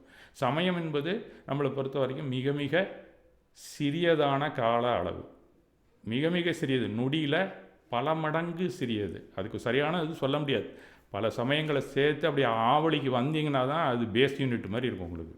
காலத்தை பற்றிய விளக்கம் அன்றைக்கு மெய்ப்பொருள் தலைப்பில் உங்களுக்கு விளக்கி இருப்பார்கள் என்று நம்புகிறேன். சாதாரணமாக 6 பொருள்கள், மெய்ப்பொருள்கள் அப்படிங்கிறது எல்லாருக்குமே, நம்ம இங்கே இருக்கிறவங்க பெரும்பாலும் படிச்சிருப்பீங்க எல்லாருமே. அதில் உடல், புத்கலம், உடல், புத்கல், தன்மம், அதன்மம், ஆகாயம், காலம் அப்படிங்கிறது மெய்ப்பொருள்கள் அப்படின்னு நீங்கள் எல்லாம் படிச்சிருப்பீங்க. இது மற்ற கம்யூனிட்டி சம்மந்தப்பட்ட இதிலலாம் பார்த்திங்கன்னா மூலப்பொருள்கள்னு சொல்லுவாங்க ஒரு வார்த்தை. அங்கே மெய்ப்பொருள்கள்னு சொன்னால் கூட இந்த உபயோகிக்கிறோம்ல நம்ம மூலப்பொருள்கள், அதை தான் பஞ்சபூதங்கள்னு சொல்லுவாங்க. ஆனால் நமக்கு மூலப்பொருள்கள் வேறு, மெய்ப்பொருள்கள் வேறு. இதுதான் ரொம்ப வித்தியாசம். அதை நம்ம புரிஞ்சு கொள்ள வேண்டும். இந்த மெய்ப்பொருள்கள் அப்படிங்கும்போது கொஞ்சம் தலை தட்டும். அங்கே அந்த அந்த ஏரியாவுக்குள்ளே நம்ம புரிஞ்சுக்காமல் நம்ம இதெல்லாம் படிக்க ஆரம்பிச்சோம்னா அவங்க மூலப்பொருள்கள்னு அந்த புத்கல திரள்களை பற்றியே தான் அவங்க அதிகமாக சொல்லிக்கொண்டே செல்வார்கள். ஆனால் அதுவும் நமக்கு யூஸ்ஃபுல் தான். நம்ம வாழ்க்கையில் பஞ்சபூதம் இல்லைன்னா நம்ம வாழ முடியாது. ஆனால் நம்ம இன்டெப்த்தாக உள்ளே போய் மைக்ரோஸ்கோப்பிக்கை வச்சு பார்த்து நுண்பொருள்களை நாம் தெரிந்து அதுக்கு கோட்பாடுகளை அளிக்கிறோம், அவ்வளோதான். ஆக மேலோட்டமாக பார்த்தா நமக்கு அதுவும் தேவைதான். ஒவ்வொரு ஆகாச பிரதேசத்துக்கும் ஒரு கால அணு வியாபித்துள்ளது. இது உங்களுக்கு எல்லாருக்குமே தெரியும். ஆகாசங்கிறது பரந்துபட்டது. லோகாகாசம் இருக்குது, அலோகாகாசம் இருக்குது. இந்த லோக ஸ்வரூபத்தில் இருக்கிறது பூரா ஆகாயம். அதுக்குள்ளே சின்ன சின்ன சின்ன சின்ன பிரதேசம் இருக்குது. அது ஆகாயத்தோட மினிமம் சைஸ் அப்படின்னு கூட சொல்லலாம் நீங்கள் புரிஞ்சுக்கிட்டா. அது ஒன்றும் இல்லை, நீங்கள் ஒரு கிராஃப் ஷீட் வச்சுருக்கீங்க வீட்டில்னு சொன்னால் அந்த கிராஃப் ஷீட்டு கட்டமாக போட்டிருக்கும், பார்த்துருக்கலாம். இந்த மாதிரி ஆகாச பிரதேசத்தில் நிறைய இருக்குது இந்த கட்டம் போட்டது. அதில் மேலே இருக்கிற கட்டங்கள்லாம் அந்த ஒவ்வொரு கட்டத்துக்கு ஒரு கால அணு வியாபித்துள்ளது அப்படிங்கிறத உண்மை. மற்றதெல்லாம் என்ன அப்படின்னு கேட்டால் அது ஒன்றுக்குள்ளே ஒன்றா இருக்குது, இன்னும் கூடுதலாகவும் இருக்குது. புத்கல பரமாணுலாம் அந்த ஒரு பிரதேசத்துக்குள்ளே நிறையா இருக்கும். அந்த மாதிரியான ஒரு அமைப்பு அதுக்கெல்லாம் இருக்குது. அது ஒன்றுக்குள்ளே ஒன்றா இருந்துக்கிட்டு இருக்கும். இன்னும் சொல்லப்போனால் ஒன்றும் இன்னொன்றும் இணைந்திருக்கும், ஒன்று மேலே ஒன்று இருக்கும் அப்படிங்கிறதான் மற்ற சயின்ஸ்லாம் சொல்லும். சமணத்தில் நீங்கள் படிச்சிங்கன்னா ஒரு பரமாணு அதுக்குள்ளே நிறையா பரமாணுவே உள்ளே வைத்திருக்கும். அது ரொம்ப ஆச்சரியமான விஷயம். அந்த மாதிரியெல்லாம் நமக்கு சொல்லியிருக்கிறார்கள். இதை ஒரு புத்கல பரமாணு அப்படின்னு சொன்னால் அது அந்த ஆகாச பிரதேசம் இருக்குல்ல, அது அப்படி கடந்ததுன்னா அது ஒரு சமயம். முழுவதுமாக கடந்து விட்டால் ஒரு சமயம். அதுதான் அந்த சமயங்கிற குறுகலான அந்த கால அளவு. அப்போ அந்த ஒரு சமயங்கிறது தான் கால அணுவோட அளவே அப்படி நீங்கள் வச்சுக்கணும், வேறு ஒன்றும் கிடையாது. ஆக மிக நுணுக்கமான கால அளவை நாம் வைத்திருக்கிறோம் அப்படிங்கிற உண்மையை நீங்கள் தெரிந்து கொள்ள வேண்டும். இதெல்லாம் நம்ம பின்னாடி வரும், அதுக்காக முன்னாடியே சொல்லிட்டேன். இது பின்னாடி நீங்கள் எங்கே படித்தாலும் இது தெரிஞ்சுக்கலாம். உலகில் ஒரு மனிதனின் குணம் எப்படி இருக்க வேண்டும் என்று அனைவரும் விரும்புவோம், நல்லவனாக இருக்க வேண்டும் அப்படிங்கிறது தான். தோற்றத்திலே அப்படி இருக்கணுமா இல்லை செயலிலே இருக்கணுமா அப்படின்னா கண்டிப்பாக செயலும் இருக்கணும், தோட்டத்தில் இருக்கோமோ இல்லையோ அதை பற்றி நமக்கு கவலை இல்லை. நீதிமானாக, நேர்மையானவனாக, நாணயம் தவறாதவனாக இன்றைக்கு ஒரு 100 ரூபா கொடுத்தா அதை நாம் செலவு செஞ்சுருந்தா அதை விட கூடுதலான வட்டியோடு இல்லை அதே பணத்தையோ திருப்பி கொடுத்துட்டானா அவங்களெல்லாம் நாம் நல்லவன் அப்படின்னு நம்ம நினைக்கிறோம் ஜென்ரலாக. இப்போ இதில் வந்து மதிப்பு பௌதீக பொருளில் இருக்கா இல்லை எமோஷனலாக உணர்வு மதிப்பீட்டிலும் அந்த வரவு செலவு செய்கிறோம். நம்ம அந்த 100 ரூபாய்க்காக அவன் கொடுக்கலன்னா எமோஷ்னலாக அவன் மேலே ஒரு 1000 ரூபா அளவுக்கு பலுவை வச்சுருப்போம் நம்ம. இது நம்மள்கிட்ட இருக்கக்கூடிய அதுவும் ஒரு நல்ல குணம் தான் அப்படின்னு எடுத்துக்கிறதா கெட்ட குணமாக நம்ம தான் தெரிஞ்சுக்கணும். அதெல்லாம் இந்த மாதிரி அன்பு, பாசம், நேசம், சிநேகம் இவற்றுக்கெல்லாம் மதிப்பீடு செய்து வசூல் செய்கிறோம். இது தனி ஒருவரின் கொள்கை. அப்படித்தான் அப்படி தான் இருக்குது. நீதி, நேர்மை அப்படின்னு 2 சொல்லு இருக்குது, எல்லாருக்குமே தெரியும். ஜென்ரலாக நீதின்னு அப்புறம் ஒரு வார்த்தை இருக்குது, நேர்மைன்னு ஒரு வார்த்தை எதுக்கு இருக்குது அப்படின்னு சொன்னால் தமிழில் 2க்குமே கொஞ்சம் வித்தியாசமான மீனிங் இருக்கிறது. நேர்மை என்பது நாம் பிறரிடம் நியாயமாக நடந்து கொள்வது. நீதி என்பது பிறர் நம்மிடம் நியாயமாக நடந்து கொள்வது. ஆனால் நம்ம எப்பயும் பேசும்போது நீதியை தான் முன்னாடி சொல்லுவோம். மற்றவங்களாம் நம்மள்கிட்ட நேர்மையாக இருக்கணும் அப்படின்னு தான் நினைப்போம். இது ஒரு சைக்காலஜி நம்மள்கிட்ட உள்ளுக்குள்ளே இருக்குது. இதுவே நம்மளுடைய குணத்தை நிறைய மாற்றும். ஆனால் சொல்லும்போது கூட நீதி, நேர்மை என்று தான் எதிராளியை கொடுக்குற நியாயம் நமக்கு ரொம்ப முக்கியமாக படுது. இல்லைனா அவனை கெட்டவன்றோம் உடனே. இதுதான் மனம் வகுத்துள்ள சட்டம். இதை வசூல் செய்ய பல பிறவிகள் எடுத்து பழி தீர்த்து கொள்ளுகிறோம் அப்படிங்கிறது தான் தத்துவம் கூறுகிறது. இந்த மாதிரி அடுத்தவங்கள்ட்டேருந்து நமக்கு நீதி இல்லைன்னா அவனை துரத்தி அடிக்கிறோம்டா, நீ பல பிறவியாக துரத்துறேங்கிறது தான் ஞானிகள் சொல்லுகிறார். அப்போ நமக்கு ஒருத்தர் எப்படி இருக்க வேண்டும்? நல்லவனாக உள்ளும் புறமும் இருக்க வேண்டும். பொலைட் ஜென்டில்மேனாக இருக்கணும், ஹானஸ்டியாக இருக்கணும். பல அட்ரிபியூட்ஸ் அவனுக்கு எல்லாமே குணாதிசயங்கள் நல்ல முறையிலே கொண்டிருக்க வேண்டும். உலகில் உள்ள அனைவருக்கும் பிடித்த ஒரு குணம், அணுகுமுறை எதுவாக இருக்க வேண்டும் அப்படின்னா, இப்போ நேரடியான வகுப்பாக இருந்தால் டக்குன்னு ஏந்திச்சு யாரும் சொல்லலாம். இப்போ நம்ம வந்து அந்த வகுப்பில் கொஞ்சம் கஷ்டம்னு வச்சிங்களேன். இருந்தாலும் நானே அதை சொல்கிறேன். எவ்வகையிலும் துன்பம் இழைக்காதவனாக இருக்க வேண்டும், எந்த ரூபத்திலையும்.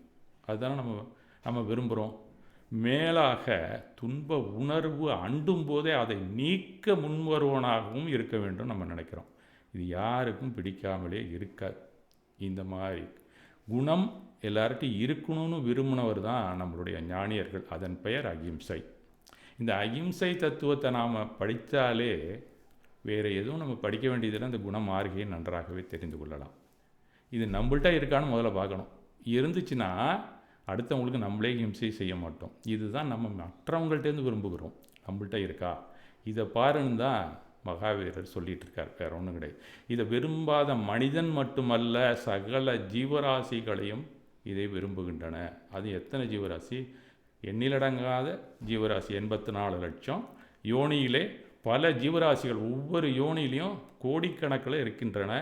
அது வந்து எண்ணிக்கையே இல்லாமல் இருக்கக்கூடியது. அனைத்திற்குமே பிடித்த ஒரே ஒரு குணம் அகிம்சை. இதில் நமக்கு டவுட்டே இருக்காது. அது அடிப்படையிலே உணர்வு, எண்ணம், சொல், செயல் அகிம்சையாக இருக்கணும், கருணையாக இருக்கணும், இரக்கமாக இருக்கணும், தொண்டு இருக்கணும். இது 4மே நம்ம ஒவ்வொரு லெவலில் வச்சு பார்க்குறோம். கருணைங்கிறது எந்த ஸ்டேஜில் இருக்கணும், இரக்கங்கிறது செயலில் இருக்கணும், மற்றவங்களுக்கு செய்யும்போது தொண்டாக இருக்கணும். இந்த மாதிரி அகிம்சையை பல அடுக்கில் ஒவ்வொரு செயல்பாட்டிலையும் நாம் எதிர்பார்க்குறோம். அந்த மாதிரி இந்த பிரபஞ்சத்தில் இருக்கிற அத்தனை ஜீவராசிகளும் விரும்புகின்றன. ஏன் அப்படின்னு சொன்னால் எல்லாமே அடிப்படையிலே அகிம்சை உணர்வோடு தான் இருக்குது. ஆனால் இந்த தலை தான் அதை மாற்றுகிறது. புத்கலத்தோடு சேரும்போது ஆன்மாவின் அடிப்படையான குணம் அகிம்சை தான். அந்த அகிம்சையோட பை ப்ராடக்ட் தான் அன்பு, அதனுடைய பை ப்ராடக்ட் தான் கருணை, அதனுடைய பை ப்ராடக்ட் தான் இரக்கம், அடுத்தவங்களுக்கு செய்யணுங்கிற தொண்டு. இதெல்லாம் நம்மளுடைய பேசிக்காக இருக்கக்கூடிய கேரக்டரிஸ்டிக் ப்ராப்பர்ட்டின்னு அந்த இடத்துல அசெட் இல்லை, சயின்ஸில் சொல்கிற ப்ராப்பர்ட்டி. ஏன் இதுதான் நமது அடிப்படை பண்பு, ஆதாரமான குணம், அடியாழத்தில் வேரில் உறையும் குணம் இதுதான் ஆன்மாவின் குணம். அப்படியே எல்லோரும் அகிம்சை உணர்வுடன், கருணை உள்ளத்துடன், இரக்கத்துடனான செயல்பாடுடன், கனிவான பேச்சு, காப்பாற்றும் செயல்பாடு இவற்றுடன் இருக்க வேண்டியவர்கள் தான் நாம் எல்லோருமே. ஆனால் நாம் குணத்துடன், குண மறைப்பான குற்றத்துடன் தான் நாம் காண்கிறோம். பல விதத்தில் காணப்படுகிறோம். இந்த மாதிரி தான் உலகத்தில் எல்லாருமே இருக்கிறாங்க. இந்த காரிய உருமாற்றத்திற்கான காரணம் என்ன? குணத்தில் மாற்றம் ஏற்படுகிறது. குணம் மாறுகையில் தான் அது ஏற்படுகிறது. குற்றமும் ஒரு குண மாறிகை தான். ஒரு குற்றம்ங்கிறது குணம் மாறினதுனால தான் வர்றது அந்த குற்றமே. இது ஒரு குண பரியாயம்தான் இதன் அடிப்படை. பிறரிடம் குற்றம் உண்டு, நம்மிடம் குற்றம் உண்டு. இதுதான் குறளாசான் சொல்கிறார். குணம் நாடி குற்றம் நாடி அவற்றுள் மிகை நாடி மிக்க குழல். ஒருவரின் குணம் அத்தனையுமே அவரது குறையையும் ஆராய்ந்து பார்த்து அவற்றில் மிகுதியாக இருப்பவை அவை என்பதை தெரிந்து அதன் பிறகு தான் 100 ரூபாயை கொடுப்போம். நம்ம அதன் பிறகு அவரை பற்றிய ஒரு தெளிவான முடிவு கூறுவோம். அப்போ தான் பொண்ணு கொடுப்போம், இல்லைனா பிள்ளைய கொடுப்போம். குறையில்லாத மனிதர்களே உலகில் இல்லை. இப்படி அளவிட வேண்டிய கட்டாயம் அவர்களிடம் நாம் சேர்ந்து வாழும்போது நமக்கு ஏற்பட்டு விடுகிறது. இது கொஞ்சம் கடினமான வேலை. உறவோ நட்போ இந்த மனிதர்களை இன்று குணம் உள்ளவனாக வரவேறை செய்து வாழ்ந்துவிட்டு சில காலம் கழித்து அந்த சில என்பது சில மணிகளாக இருக்கலாம், சில ஆண்டுகளாகவும் இருக்கலாம். பின் குற்றமுள்ளவனாக அவன் தோன்றவே செய்வான். இப்படி ஏன் நிகழ்கிறது? அவன் குணத்தில் குற்றம் கூடுதலாகிவிட்டதா, இல்லை நம் கண்ணோட்டத்தில் குற்றத்தின் மறைப்பு கூடிவிட்டதா? 2 சாத்தியக்கூறுகள் இருப்பதைத்தான் குறளாசிரியர் அங்கே குறிப்பிடுகிறார். இது எப்படி நிகழ்கிறது? இதற்கான காரணம் என்ன? வேர்பகுதி எங்கே உள்ளது? அறிய முற்பட்ட பல சான்றோர்கள் நமக்கு நல்வழி காட்டுகிறார்கள். அதற்கான விளக்கத்தை தத்துவங்களாக அதை பகுத்து பார்க்கும்போது பிரமிப்பான விளக்கங்களாக நமக்கு அளித்து சென்றுள்ளார்கள். அவர்களை துறவை முற்றிலும் கடந்தவர்களின் கூற்றும் உள்ளது. துறவை கடந்து செல்ல முயற்சிப்பவர்களின் சில கூறுகளும் அதிலே உள்ளன. இது 2 வகையில் ஞானியர்கள் இருப்பாங்க. இதில் நீங்கள் தேர்வு செய்ய வேண்டியது உங்கள் சாய்ஸ். இதில் பயிற்சி முயற்சியில் இருப்பவர்கள் கூறுவதை அறிந்து புரிந்து கொள்ள முயன்றால் முற்றும் துறந்தவர்களின் தத்துவங்கள் முழுவதுமாகவே விளங்கவும் செய்யும் அப்படிங்கிறது என்னுடைய சிற்றறிவு கூறுகிறது. அவ்வளோதான்.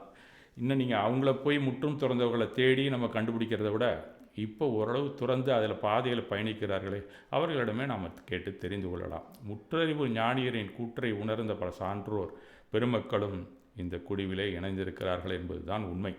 அவர்களின் மதிப்பையும் விமர்சனத்தையும் நான் இந்த வேளையிலே கூறி என்னுடைய காரிய ரகசியத்திற்குள் நுழைய முற்படுகிறேன் என்று உங்களிடம் தெரிவித்துக் கொள்கிறேன். தத்துவங்கள் எல்லாமே நம்மை செம்மப்படுத்துறதுக்கு தான். அதில் ரிஷி மூலம் நதி மூலம் பார்க்கணும்னு அவசியமே இல்லை.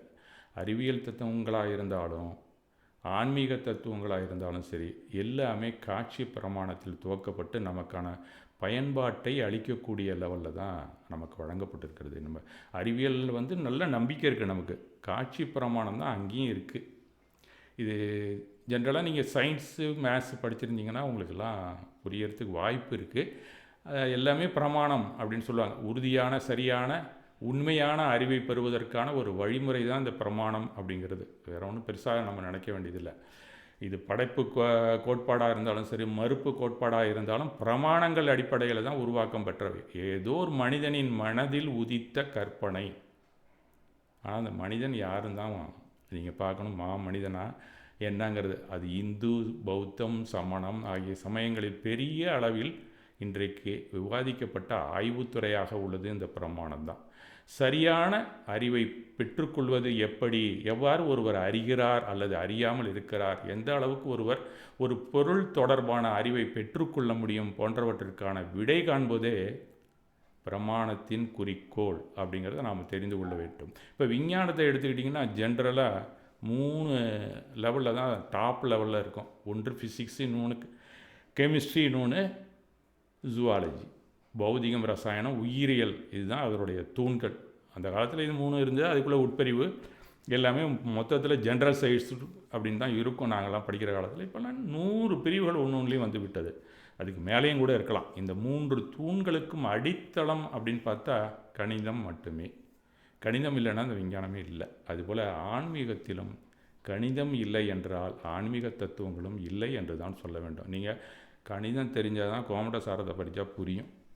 சரி, அறிவியலில் முதலில் தத்துவங்கள் எதுவுமே எடுகோளுடன் துவக்கப்பட்டு, எடுகோள்னால் உங்களுக்கு தெரியும், எடுத்தோன்னே ஒரு விஷயத்தை எடுத்துக்குவோம், லெட் அஸ் கன்சிடர் அப்படின்னு தான் ஆரம்பிப்பான். அதிலிருந்து தான் நமக்கு என்ன வழிமுறையை கடைசியில் கொடுப்பாங்களோ அதை டிரைவ் பண்ணி கொண்டு வந்து கொடுப்பான். அந்த சூத்திரங்களை நாம் பிரயோகிக்கும் போது நமக்கான விடை சுலபத்தில் கிடைத்து பலன் நம்ம கைக்குள்ளே வந்து சேர்ந்து விடும். நீங்கள் எந்த மேத்ஸ் எடுத்துக்கிட்டாலும், சயின்ஸ் எடுத்துக்கிட்டாலும், ஃபிசிக்ஸ் எடுத்துக்கிட்டாலும் அடிப்படையில் லெட்டஸ் கன்சிடர் தான் உள்ள. அதுதான் காட்சி பிரமாணம். அது உங்களுக்கு ரிசல்ட்டை கொடுத்ததுன்னா அது கற்பனையாக இருந்தானா இல்லைன்னா நமக்கு என்ன, அதை பற்றி நமக்கு கவலை இல்லையே. அது என்ன இருக்குன்னா அந்த ஆராய்ச்சிக்குள்ளே நம்ம போக வேண்டியதில்லை. இன்றைக்கு இருக்கிற காட்சி பிரமாணம் நாளைக்கு மாறும், ஆனால் அந்த ஃபார்முலா மாறவே மாறாது. உதாரணத்துக்கு நியூட்டன்ஸ்லாம் வந்து முதல் சொல்ல பூமியின் மையப்பகுதியிலேருந்து தான் எல்லாமே இழுக்கப்படுகிறதுன்னு சொன்னார். அதுக்கு ஒரு ஃபார்முலா கொடுத்தாங்க. அந்த ஃபார்முலா இன்னைய வரைக்கும் மாறவே இல்லை. அதுக்கப்புறம் ஆல்பர்ட் ஐன்ஸ்டீன் வந்தார். அவர் இல்லை அந்த மாதிரி இல்லை, ஏதோ தன்மாதன்மம் மாதிரி ஒரு வலை பின்னல் இருக்குது, அதில் வந்து உழுவுது, அதை பிடிச்சி தூக்குது, அதுதான் உனக்கு தெரியுது அப்படின்னு அவர் சொன்னார். ரெண்டுமே காட்சி பிரமாணம் தான். நாளைக்கு இன்னொருத்தர் வேறு ஏதாவது கூட சொல்லலாம்.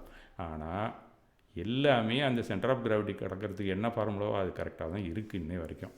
அது மாதிரி எடுகோள் எல்லாமே கற்பனையில் உதித்தவை தான்.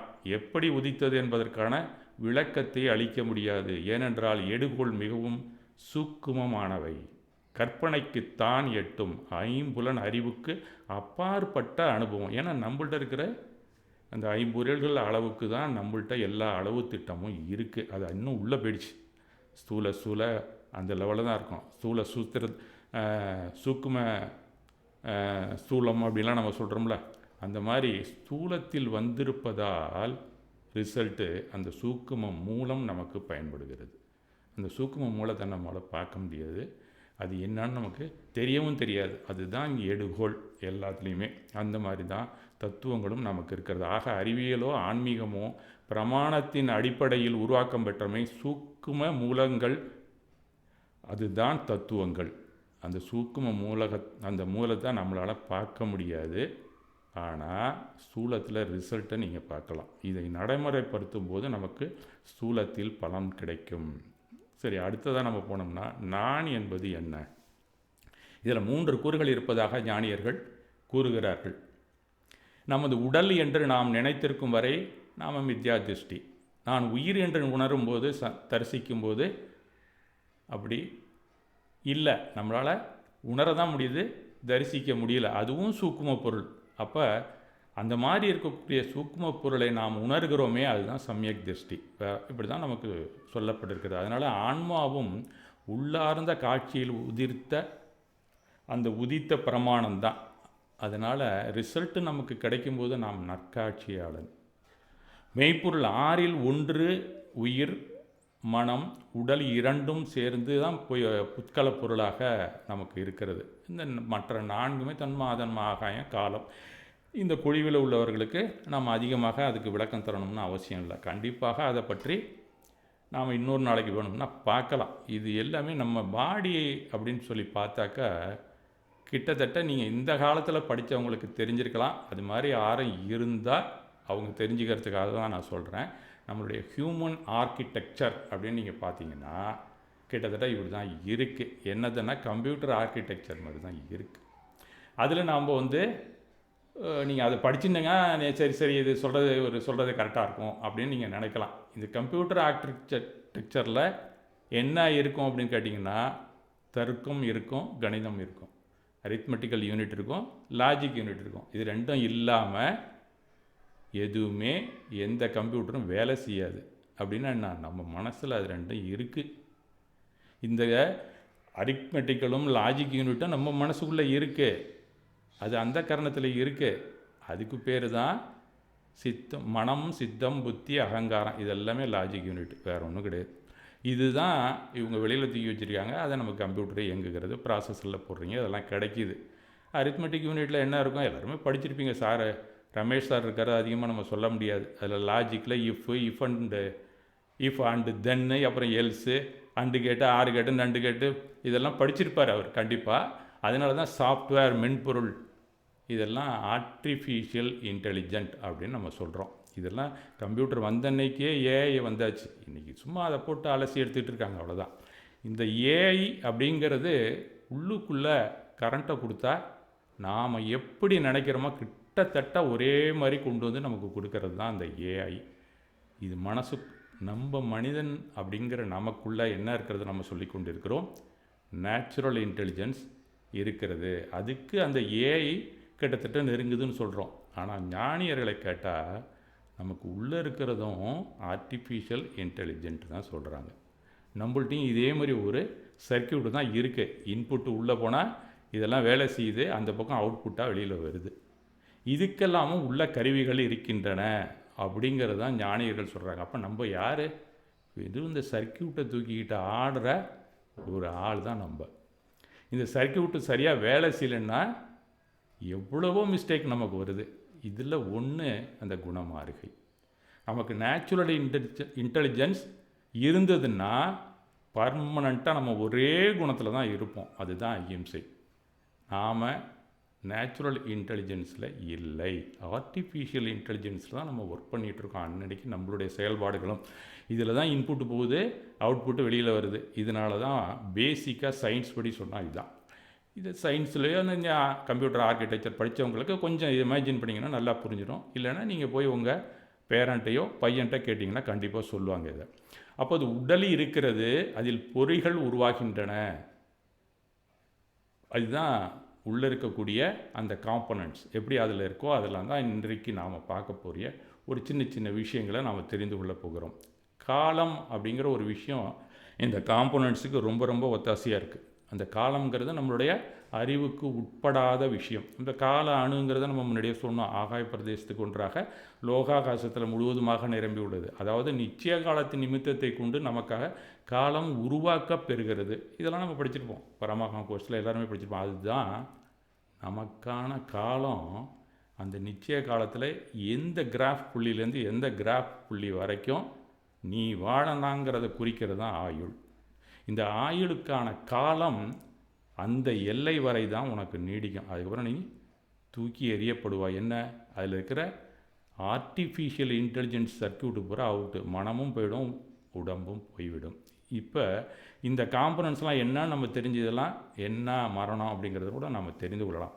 அதையும் தாண்டி நீ பயணித்து செயலாற்ற முடியாது. அப்படின்னா நாம் ஒரு மிஷின் தான். பெட்ரோல் இருக்கிற வரைக்கும் தான் கார் ஓடும். அதன் பிறகு கார் ஓடாது, அடுத்த ஃபியூல் போட்டு தான் ஆகணும். நம்ம உணவு போடலாம். நீ சாதாரண சொன்னால் நம்ம உணவு வேணால் சாப்பிடலாம். அதுவும் எத்தனை நாளைக்கு ஓடும்? அந்த இன்ஜின் சரியாக இருக்கிற வரைக்கும் தான் ஓடும். இன்ஜின் சரியாக வேலை பெட்ரோல் ஊற்றினாலும் ஓடாது. அதுதான் நம்மளுடைய ஆயுள் காலம். அது நம்ம இருக்கிற கடிகாரத்தை வச்சு நம்ம பார்க்குறோம். அது விவகார நோக்கிலே நொடி, நிமிடம், மாதம், ஆண்டு அப்படின்னு உலக வழக்கில் என்ன கடிகாரம் இருக்கோ அதை வச்சு நாம் சொல்லி கொண்டு இருக்கிறோம். இது இவ்வளவு காலத்திற்குத்தான் இந்த பிறவியில் நீ வாழ்வாய் அப்படின்னு நிர்ணயம் செய்யப்பட்டு நம்மளை அனுப்பி வைக்கிறாங்க. முன்னாடியே வேணால் நம்ம முடிச்சுக்கலாம், அது வேறு. அந்த ஏரியாவுக்குள்ளே நம்ம போகலாம். அந்த 2/3 அப்புறம் 1/3 இதெல்லாம் நீங்கள் ஆய்வுகளை பற்றி படிக்கும்போது தெரிஞ்சு கொள்ளலாம். இந்த கால நேரத்திற்குள் நம் வாழ்வில் என்ன சூழ்நிலைகளை சந்திக்க வேண்டும், என்னென்ன அனுபவங்களை தூக்க வேண்டும் அப்படிங்கிறது பக்குவப்பட்ட வினைகள் நமக்கு முடிவு செய்கின்றன.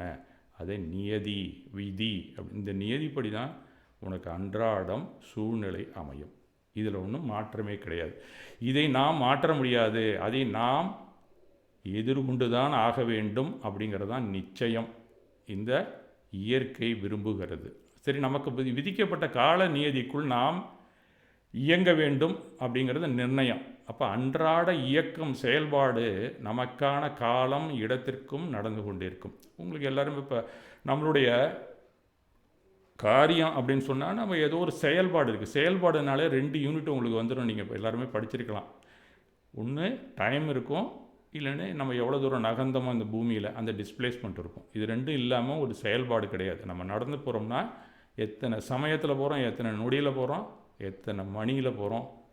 காரில் போனாலும் இதேனே, இந்த 2 யூனிட் இல்லாமல் எதுவுமே கிடையாது. அதனால தான் தொல்காப்பியர் கூட அப்போ என்ன சொன்னார், வினைச்சொல் அப்படின்னு இலக்கணத்தில் காலம் காட்டும் அப்படின்னு எழுதிட்டார். அப்போவே நீங்கள் பெயர் சொல்ல இதெல்லாம் கிடையாது, எது வேணால் இருக்கலாம். இப்போ பத்மராஜன் சொல்லலாம், எருமை மாடுன்னா 2மே பெயர் சொல்லு தான். 2 சேர்த்து பார்த்தா திட்டுறது மாதிரி இருக்கும், அவ்வளோதான். ஆனால் வினைச்சொல் அப்படின்னு சொன்னால் 2 விஷயம் இருக்கும் அதில். ஒன்று டிஸ்டன்ஸ், அந்த பூமியோட பரப்பு இருக்கும், ஆகாசம், கீழே நீங்கள் நடந்து போகிற அந்த பிரதேசம் இருக்கும், நிலம் இருக்கும், அந்த மூலப்பொருளான நிலம் இருக்கும், அதுக்கப்புறம் காலம். இந்த 2 யூனிட் இல்லாமல் நாம் செயல்பட முடியாது இந்த உலகத்திலே. இது நமக்கு எல்லாருக்குமே தெரியும். அதனால தான் அதை நம்ம நிறையா தெரிஞ்சு வச்சுருக்கோம்.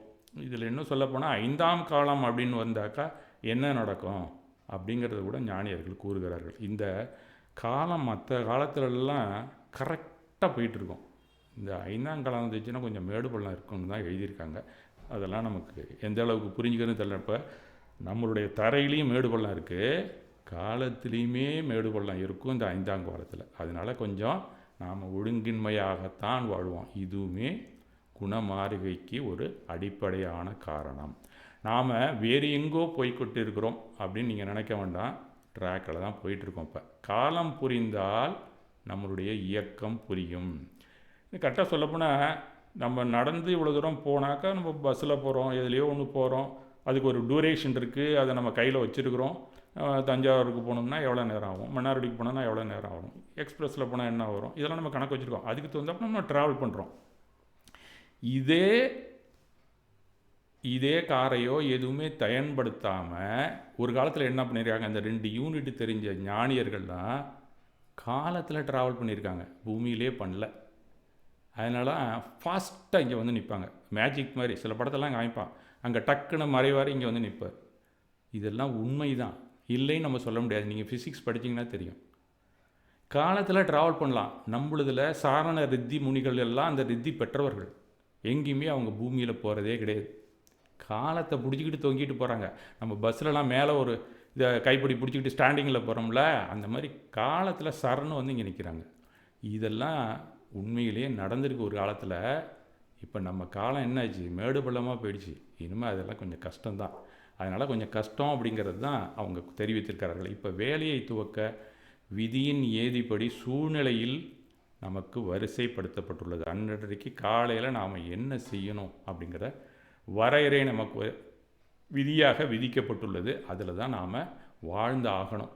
இந்த நுணுக்கங்கள் தெரிந்தால் வாழ்வில் நிம்மதி வரும். முதல்ல ஸ்டார்டிங் பாயிண்டில் நாம் என்ன அப்படிங்கிறது தெரிஞ்சுக்கணும். நமக்குள்ளே இருக்கிறது இன்டெலிஜென்ஸ் இல்லை, நேச்சுரல் இல்லை, ஆர்டிஃபிஷியல் இன்டெலிஜென்ஸ் தான்.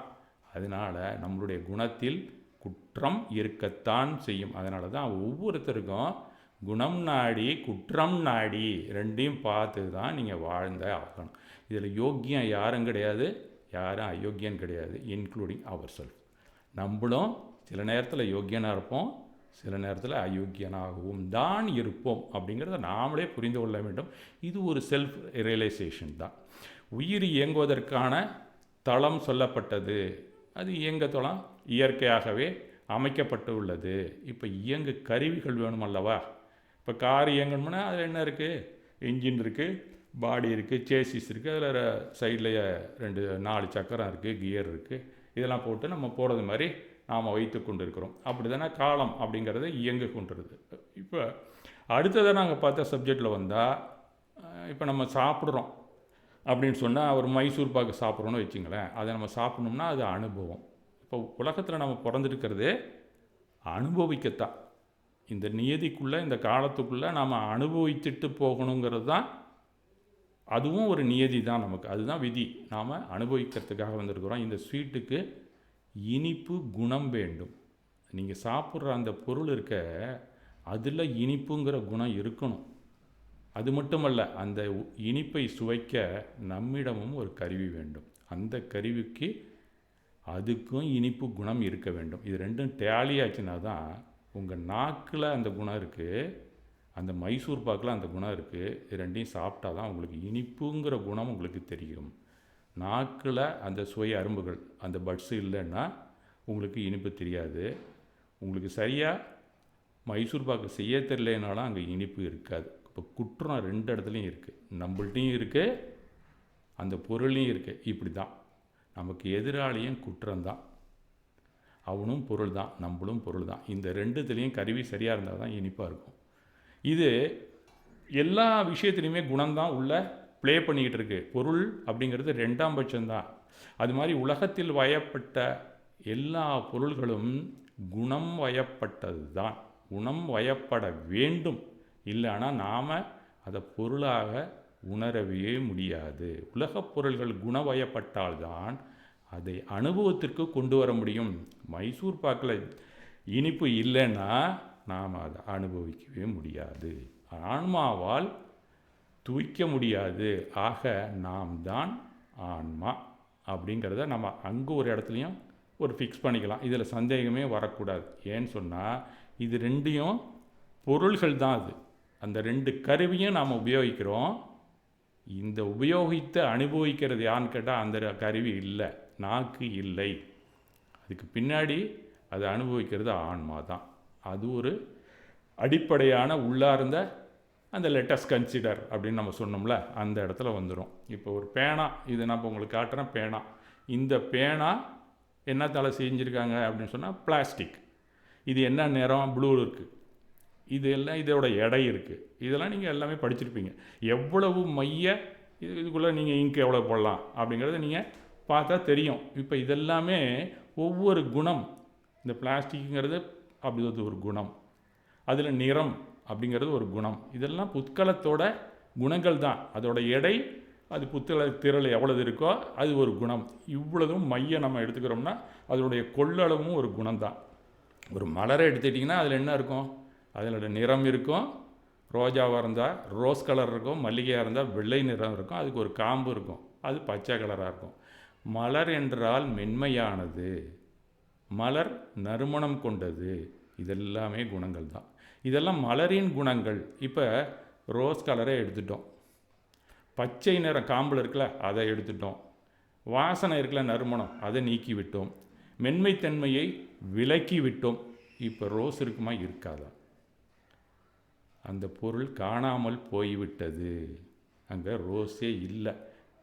அப்படின்னா உலகத்தில் எந்த பொருளை எடுத்தாலும் அதில் குணங்களின் சேர்க்கையாக என்னென்ன பொருள் சேர்ந்திருக்கோ அந்த சேர்க்கையாலே தான் அது பொருளாக உருவாக்கம் பெற்றிருக்கிறது. நாம் எப்பயுமே என்ன நினைக்கிறோம்னா அந்த பொருளுக்கு என்ன குணம் இருக்குங்கிறத நாம் பார்த்து கொண்டு இருக்கிறோம். அப்படி இல்லை. அதில் இருக்கிற அந்த பொருள் அப்படின்னு நீங்கள் சொன்னீங்கன்னா என்னென்ன குணங்கள் இருக்கணுமோ அதெல்லாம் சேர்ந்தால் தான் அது பொருள். அந்த பொருளில் குணத்தை தான் இயற்கை சேர்க்கிறது, அது பொருளாக தோற்றமளிக்கிறது. இதுதான் உள்ளே இருக்கிற தத்துவம். தத்துவங்கிறது ரிவர்ஸாக இருக்கும் கொஞ்சம். நாம் தத்துவத்தை புரிஞ்சுக்காமல் மலர் ரோசாப்பூ அப்படின்னு நம்ம சொல்லிகிட்டு இருக்கோம். அதில் இருக்கிற குணங்கள்லாம் ஒன்றிணைந்தால் தான் ரோஜாப்பூ. இத்தனையும் கொண்டு வந்து வைக்கிறது யாருன்னு சொன்னால் அது இயற்கை. அந்த குணத்தின் அத்தனை சேர்க்கை தான் ஒரு பொருளாக தெரிகிறது. அப்போ சுற்றி இருக்கிறது எல்லாமே குணத்தின் சேர்க்கை தான், பொருளே இல்லை. இதை நம்ம அடிப்படையில் தெரிஞ்சுக்கிட்டோன்னா பொருள் பொருள் பொருள்னு நம்ம சொல்லிகிட்டு இருக்கோம்ல, அதுலேருந்து கொஞ்சம் வெளியில் வருவோம். பேனாவுக்கும் பூவுக்கும் உள்ள வித்தியாசம் அதன் குணம் என்னென்ன சேர்ந்திருக்கோ அதுதான் வேறுபாடு. அதுபோல் இதில் இருக்கிறத எடுத்து அதில் சேர்த்துட்டிங்கன்னா அது பேனாவாயிடும், இது பூவாயிடும். இதெல்லாம் கூட இப்போல்லாம் செய்ய ஆரம்பிச்சிட்டாங்க சயின்ஸில். அவங்களாம் புரிஞ்சுக்கிட்டு இருக்காங்க. இதுபோல் உங்களுக்கும் எனக்கும் என்ன வித்தியாசம்? குணம் வேறு வேறு. இந்த குணம் வேறு வேறுபட்டால் தான் வெவ்வேறு மனிதனாக இருக்கிறார்கள். ஒருத்தர் மாதிரி ஒருத்தர் இல்லை. நாம் எல்லாம் குணம் வேறுபடுகிறது நமக்கு எல்லாமே. ரோஜாவை பார்த்து நாம் என்ன நினைப்போம்? ரோஜா பூவில் இன்னென்ன குணங்கள் தங்கி இருக்கிறது, அதனால் அது ரோஜா என்று சொல்லுவோம். ஆனால் நிச்சயத்தில் அப்படி இல்லை. இது என்ன? குணங்கள் சேர்ந்தால்தான் அது ரோஜாவாக தெரிகிறது. குணங்களின் சேர்க்கை தான் பொருளாக உலகத்தில் தோற்றம் அளிக்கிறது. இதுதான் தத்துவ ஞானிகள் சொல்லுகிறார்கள். இது ஏதோ ஏட்டிக்கு போட்டிக்கு சொல்கிறது மாதிரி தோணும். கொஞ்சம் சயின்ஸ் எல்லாம் படிச்சிட்டிங்கன்னா நல்லா புரிய ஆரம்பிச்சிடும். அதனால் என்னுடைய சிற்றறிவுக்கு என்ன புரிதல் அப்படிங்கிறத நான் உங்களுக்கு சொல்லி கொண்டு வருகிறேன். இதை விட கூடுதலாக தெரிஞ்சிங்கன்னா நீங்கள் அவங்கள்ட்ட கூட கேட்டு தெரிஞ்சுக்கலாம். நிச்சயத்தில் நாம் தான் ஏட்டிக்கு போட்டியாக புரிஞ்சு வச்சுருக்கோங்கிறது தான் உண்மை. நாம் எப்படி யோசித்தாலும் இந்த மாதிரி யோசனை நமக்கு வரவே வராது. எத்தனை ஜென்மம் எடுத்தாலும் 10 நாள் 10 பேர் உட்காந்து ரூம் போட்டு யோசித்தாலும் இது பொருள் தான் நம்ம நினச்சிட்டு இருந்தோம். இல்லையா, அது பூரா குணத்தின் சேர்க்கை அப்படின்னு ஒரே ஒரு ஆள் சொல்லிட்டு போயிட்டார்.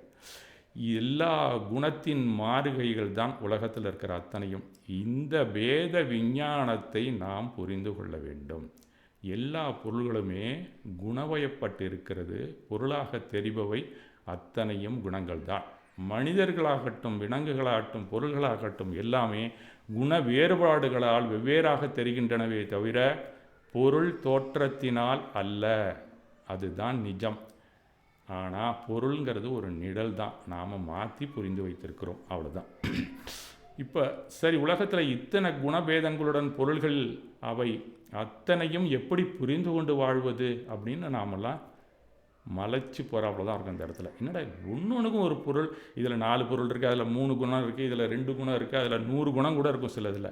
இதெல்லாம் நம்ம எப்படிட்டு அதை எப்படி நம்ம அதை வந்து கையாளுறது, நமக்கு புரியலையே அப்படிங்கிற ஒரு விஷயம் வரும்போது சில ஞானியர்கள் இந்த பேதங்களை அறிய மேலும் மேலும் ஆழத்தில் யோசித்து பார்த்துருக்குறாங்க. அப்போ 3 வகையான குணங்கள் உலகத்திலே மேலோங்கி இருக்கின்றன அப்படின்னு கண்டுபிடிச்சிருக்காங்க. இப்போ சாப்பாடு எத்தனை வகையாக இருக்குது? ஒரு ஹோட்டலில் நம்ம போய் சாப்பிட்டோன்னா எத்தனையோ சாப்பாடு வெரைட்டிஸாக நமக்கு கிடைக்கிது. இதெல்லாம் சாப்பிட்டு இந்த ஹோட்டல் நல்லா இருக்குது, அங்கே நல்லா இருக்குது, இந்த ஸ்வீட்டு வேறு கடையில் சாப்பிட்டா நல்லாயிருக்கு, அந்த ஸ்வீட்டு இன்னொரு கடையில் ரோட்டு கடையில் சாப்பிட்டா நல்லாயிருக்கு, புரோட்டா எங்கே, இத்தனையும் நம்ம தெரிஞ்சு வச்சுருக்கோம்.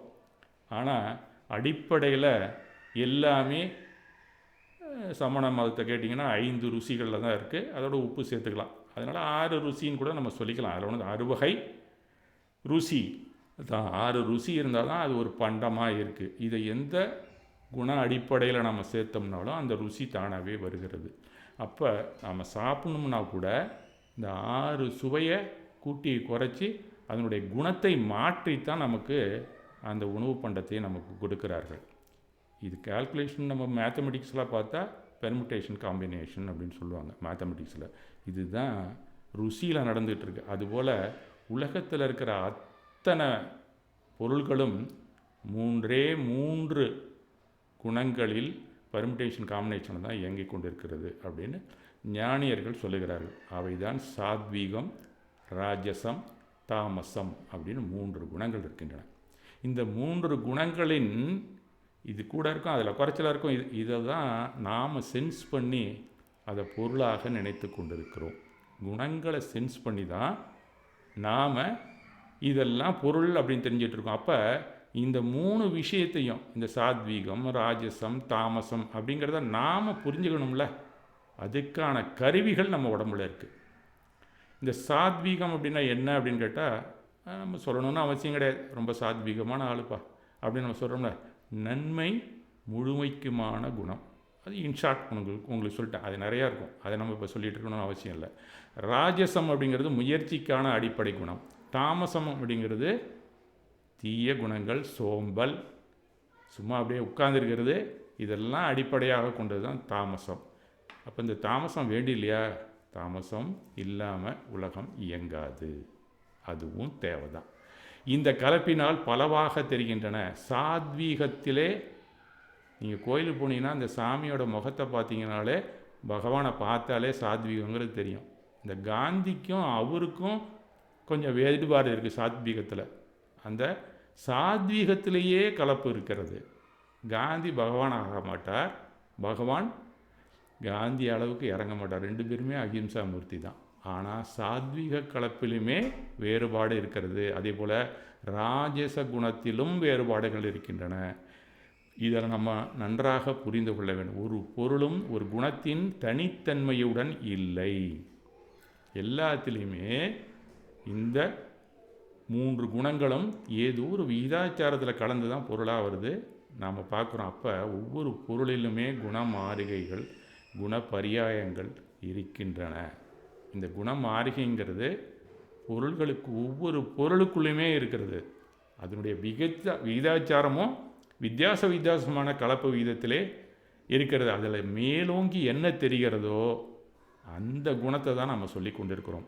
ஆக்சுவலாக அதுக்குள்ளே ஒரு குணம் இல்லை, இந்த 3இன் கலவை வெவ்வேறு பர்சன்டேஜில் இருக்கிறது. தனியே சாத்வ குணவான் அப்படின்னு ஒருவரும் இல்லை. அதுபோல் ராஜச குணமுள்ளவன் அப்படிங்கிறது ஒரு ஆளும் கிடையாது. முற்றிலும் தீய குணமுள்ளவன், சோம்பேறி பயல் என்று உலகத்தில் எவனுமே இல்லை. அதுபோல் ஒரே வகையான பொருள் உலகத்தில் இல்லை, கலப்பாகத்தான் இருக்கும். இது மேலோங்கிய தோற்றத்தில் அடையாளப்படும். இந்த 3 இயல்புகளும் ஒரு மனிதனுக்கு தேவை. நல் இயல்பும் தேவை, முயற்சியும் தேவை, அந்த மயக்கமும் தேவை தான். இதை தெரிஞ்சுக்கிட்டு நான் கூட இந்த கெட்ட குணங்களை விட தெரியாமல் வைத்துள்ளேன் அப்படிங்கிறத நாம் தெரிஞ்சு கொள்ள வேண்டும். இப்போ என்னகிட்டையும் கெட்ட குணம் இருக்குது, இதெல்லாம் படித்தோன்னே தான் எனக்கே தெரிஞ்சுது. அப்போ போய் எங்கள் ஆசிரியர்கிட்ட கேட்டேன், என்ன சார் இது கெட்டது தேவைங்கிறீங்க, என்ன ஆசிரியர் இப்படி சொல்கிறீங்களே அப்படின்னு கேட்டார். ஆமாம், கெட்டதும் நமக்கு தேவை தான் அப்படின்னு சொன்னார். என்ன சார் இப்படி சொல்கிறீங்க, கெட்டது நமக்கு வேண்டாம் தானே நம்ம எல்லாத்தையும் ஒதுக்குறோம் அப்படின்னு. தாமச குணத்தில் ஒரு குணம் இருக்குது, நான் சொல்கிறேன், அது வேணுமா வேண்டாமான்னு நீ சொல்லு அப்படின்னாரு என்னோடய தமிழாசிரியர். அவர் தான் எனக்கு தத்துவங்கள் கூட சொல்லி கொடுக்குறவர்னு வச்சிங்களேன். அவர் சொன்னார், காமம் கெட்டது தான், அது இல்லைன்னா நீனும் நானும் பிறந்திருக்க முடியாதுடா அப்படின்னாரு. இல்லறத்தானும் காம உணர்வு இருப்பதால் தான் பிள்ளைகளை ஈன்று அது முன்னேற கடமை உணர்வுடன் முயற்சியை மேற்கொள்ளுகிறான். ஒரு வகையில் கெட்டது, வேறு வகையில் அதுவே நல்லதாகவும் இருக்கிறது. இந்த குணம் இல்லைன்னா மனிதனை பிறக்க மாட்டான். இப்போ மனிதன் பிறந்ததான மோட்சத்துக்கே போகலான்னு எழுதி வச்சுருக்காரு. இல்லறம் வேண்டாம் என்று ஒவ்வொருவரும் காமத்தை முற்றிலுமாக ஒழித்து பிரம்மச்சரியத்துடன் வாழ்ந்தாலும் என்னாகும், மனித பிறவியே அற்றுப்போகும். அதற்காக மட்டுமே இந்த இயற்கை இந்த உணர்வை நமக்கு ரொம்ப சாதாரணமாக நமக்கு கொடுக்கல அப்படின்னு நம்ம நினைக்கக்கூடாது. அதீத கட்டுப்பாடோடு இருக்க வேண்டியதுதான் இந்த தாமச குணம். அதுக்கு லிமிட்டேஷன்ஸ் வச்சுக்கணும், அவ்வளோதான். அது இல்லவே இல்லைன்னு சொல்ல முடியாது, அது வேண்டாம்னு ஒதுக்கக்கூடிய ஒரு குணம் இல்லை. அதனால் உலகத்தில் நல்லது கெட்டது ரெண்டுமே விகிதாச்சாரத்தில் தான் இருக்குது. அதைத்தான் குணம் நாடி குற்றமும் நாடி, இதனுடைய விகிதாச்சாரத்தை நீ பாடுறான்னு பொருளாசிரியர் சொல்கிறாரு.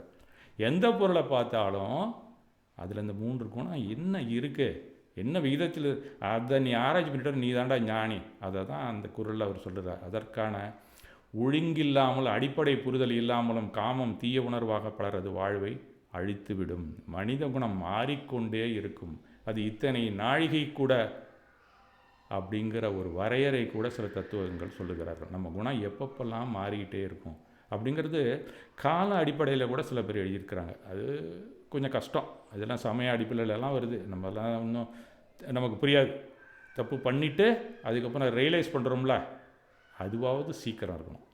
இவ்வளோ தான் நம்ம பார்க்கலாம். தப்பு பண்ணிட்டோம், அதுலேயே ஸ்ட்ராங்காக நிற்கக்கூடாது, உடனே சாத்வீகத்துக்கு வந்துடணும். தாமசத்திலேயே இருந்துகிட்டு இருக்கக்கூடாது, ராஜசத்திலேயே இருக்கக்கூடாது. உடனே எவ்வளோ சீக்கிரம் நம்ம வர்றோமோ நமக்கு தெய்வத்தன்மை இருக்கிறது என்ற அர்த்தம். ஏன், ஆன்மா தான் தெய்வம்.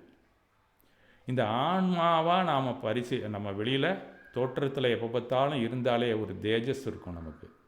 அந்த ஆன்ம குணம் அப்படிங்கிறது அந்த சாத்வீகம்தான். அதனால தான் சாத்வீகத்தில் நமக்கு சொல்லிகிட்டே இருக்காங்க, தேவையில்லாமல் கெட்ட குணங்களை வளர்த்துக்காதுன்னு சொல்கிறதே அதுதான் தெய்வத்தன்மை. அந்த தெய்வத்தன்மை வந்தால் தான் உனக்கு மோட்சம். ஆகவே மற்றதெல்லாம் வேண்டாம்னு சொல்ல முடியாது. வியவகார நோக்கில் நமக்கு அதெல்லாம் தேவை தான். இப்போ நம்ம வாழணும்ல, இப்பயும் நம்ம நிம்மதியாக வாழணும், நமக்கு வேணுங்கிறத ஏன் பண்ணி தான் ஆகணும். மற்ற எல்லா குணங்களும் நமக்கு தேவை தான். போய் ஒரு காலத்தில் நான் கூட சொல்லிட்டு தான் இருந்தேன், இல்லைன்னு நான் சொல்லலை. நம்ம ஒன்றும் வேறு வழி இல்லை, நம்ம ஆஃபீஸில் லீவ் போடணும்னா போய் சொல்லி தான் ஆகணும், இல்லைனா லீவ் கொடுக்க மாட்டான். இதெல்லாம் என்கிட்ட அது கெட்ட குணமே இல்லைன்னு நான் உங்கள்கிட்ட சொல்ல வரல. அது மாதிரி ஸ்கூல் படிக்கும்போது கூட யார் விட்டு தொடன்னு பார்க்க மாட்டான், கல் எடுத்து அடித்து மாங்காயை பறிப்போம். அந்த திருட்டு புத்தியும் இருந்தது. நாங்கள்லாம் இல்லைன்னு சொல்ல, அதெல்லாம் முட்டு போச்சு. அதான் ஒரு வகைக்கு ஒரு லிமிட்டேஷன்ஸ். நமக்கு புரியாமல் இருக்கக்கூடிய காலம் வரைக்கும் கெட்ட குணங்கள் நம்மகிட்ட இருந்தாலும் அதை நம்ம பொருட்படுத்தாமல் இருந்திருப்போம், என்னென்னு தெரியாமல் இருந்திருப்போம். அதன் பிறகு அதை விட்டு விலகணும். இதுதான் அந்த மோட்ச மார்க்கங்கிறது.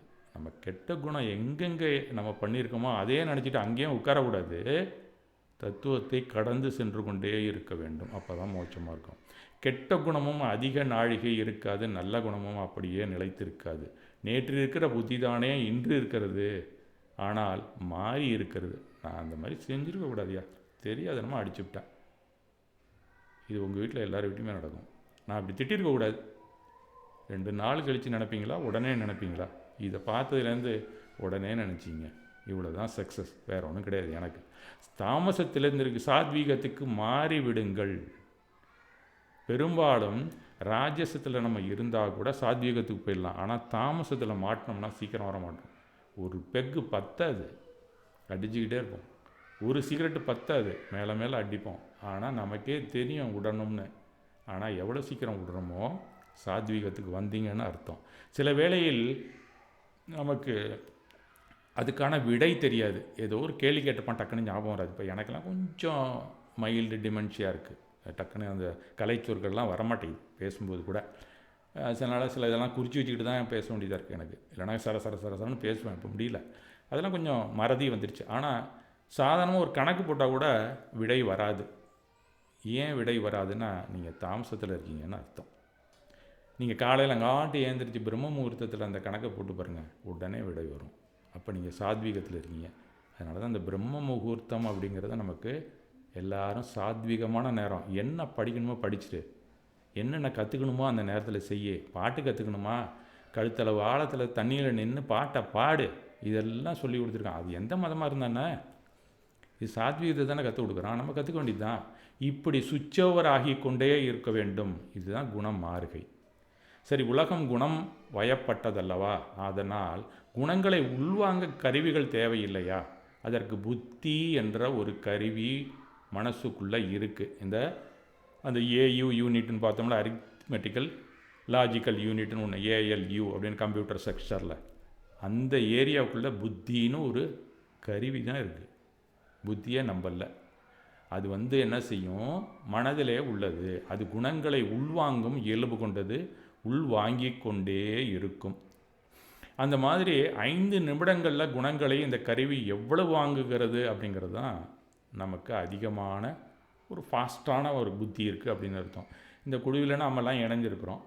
எல்லோரும் மைக்கு மியூட் ஆகிருக்கா அப்படின்னு ஹோஸ்ட் பார்த்துட்டு இருக்கார், நானும் பார்க்குறேன். நெட்வொர்க் வேலை செய்கிறதா, உங்களுக்கெல்லாம் கேட்குதா? வெளியில் யார் காலிங் பெல் அடிக்கிறாங்க? இந்த சமயத்தில் கைபேசி மூட்டில் போட்டோமா இல்லையா? இடைய சத்தம் வந்துடுமே. இதெல்லாம் நம்ம ஒரே ஒரு 5 நிமிஷத்தில் இத்தனை வேலையும் பார்த்துக்கிட்டு இருக்கோம். தொண்டை வத்தி போச்சு, இப்போ தண்ணி குடிக்கணும், கொஞ்சம் நேரம், ஒரு நிமிஷம்.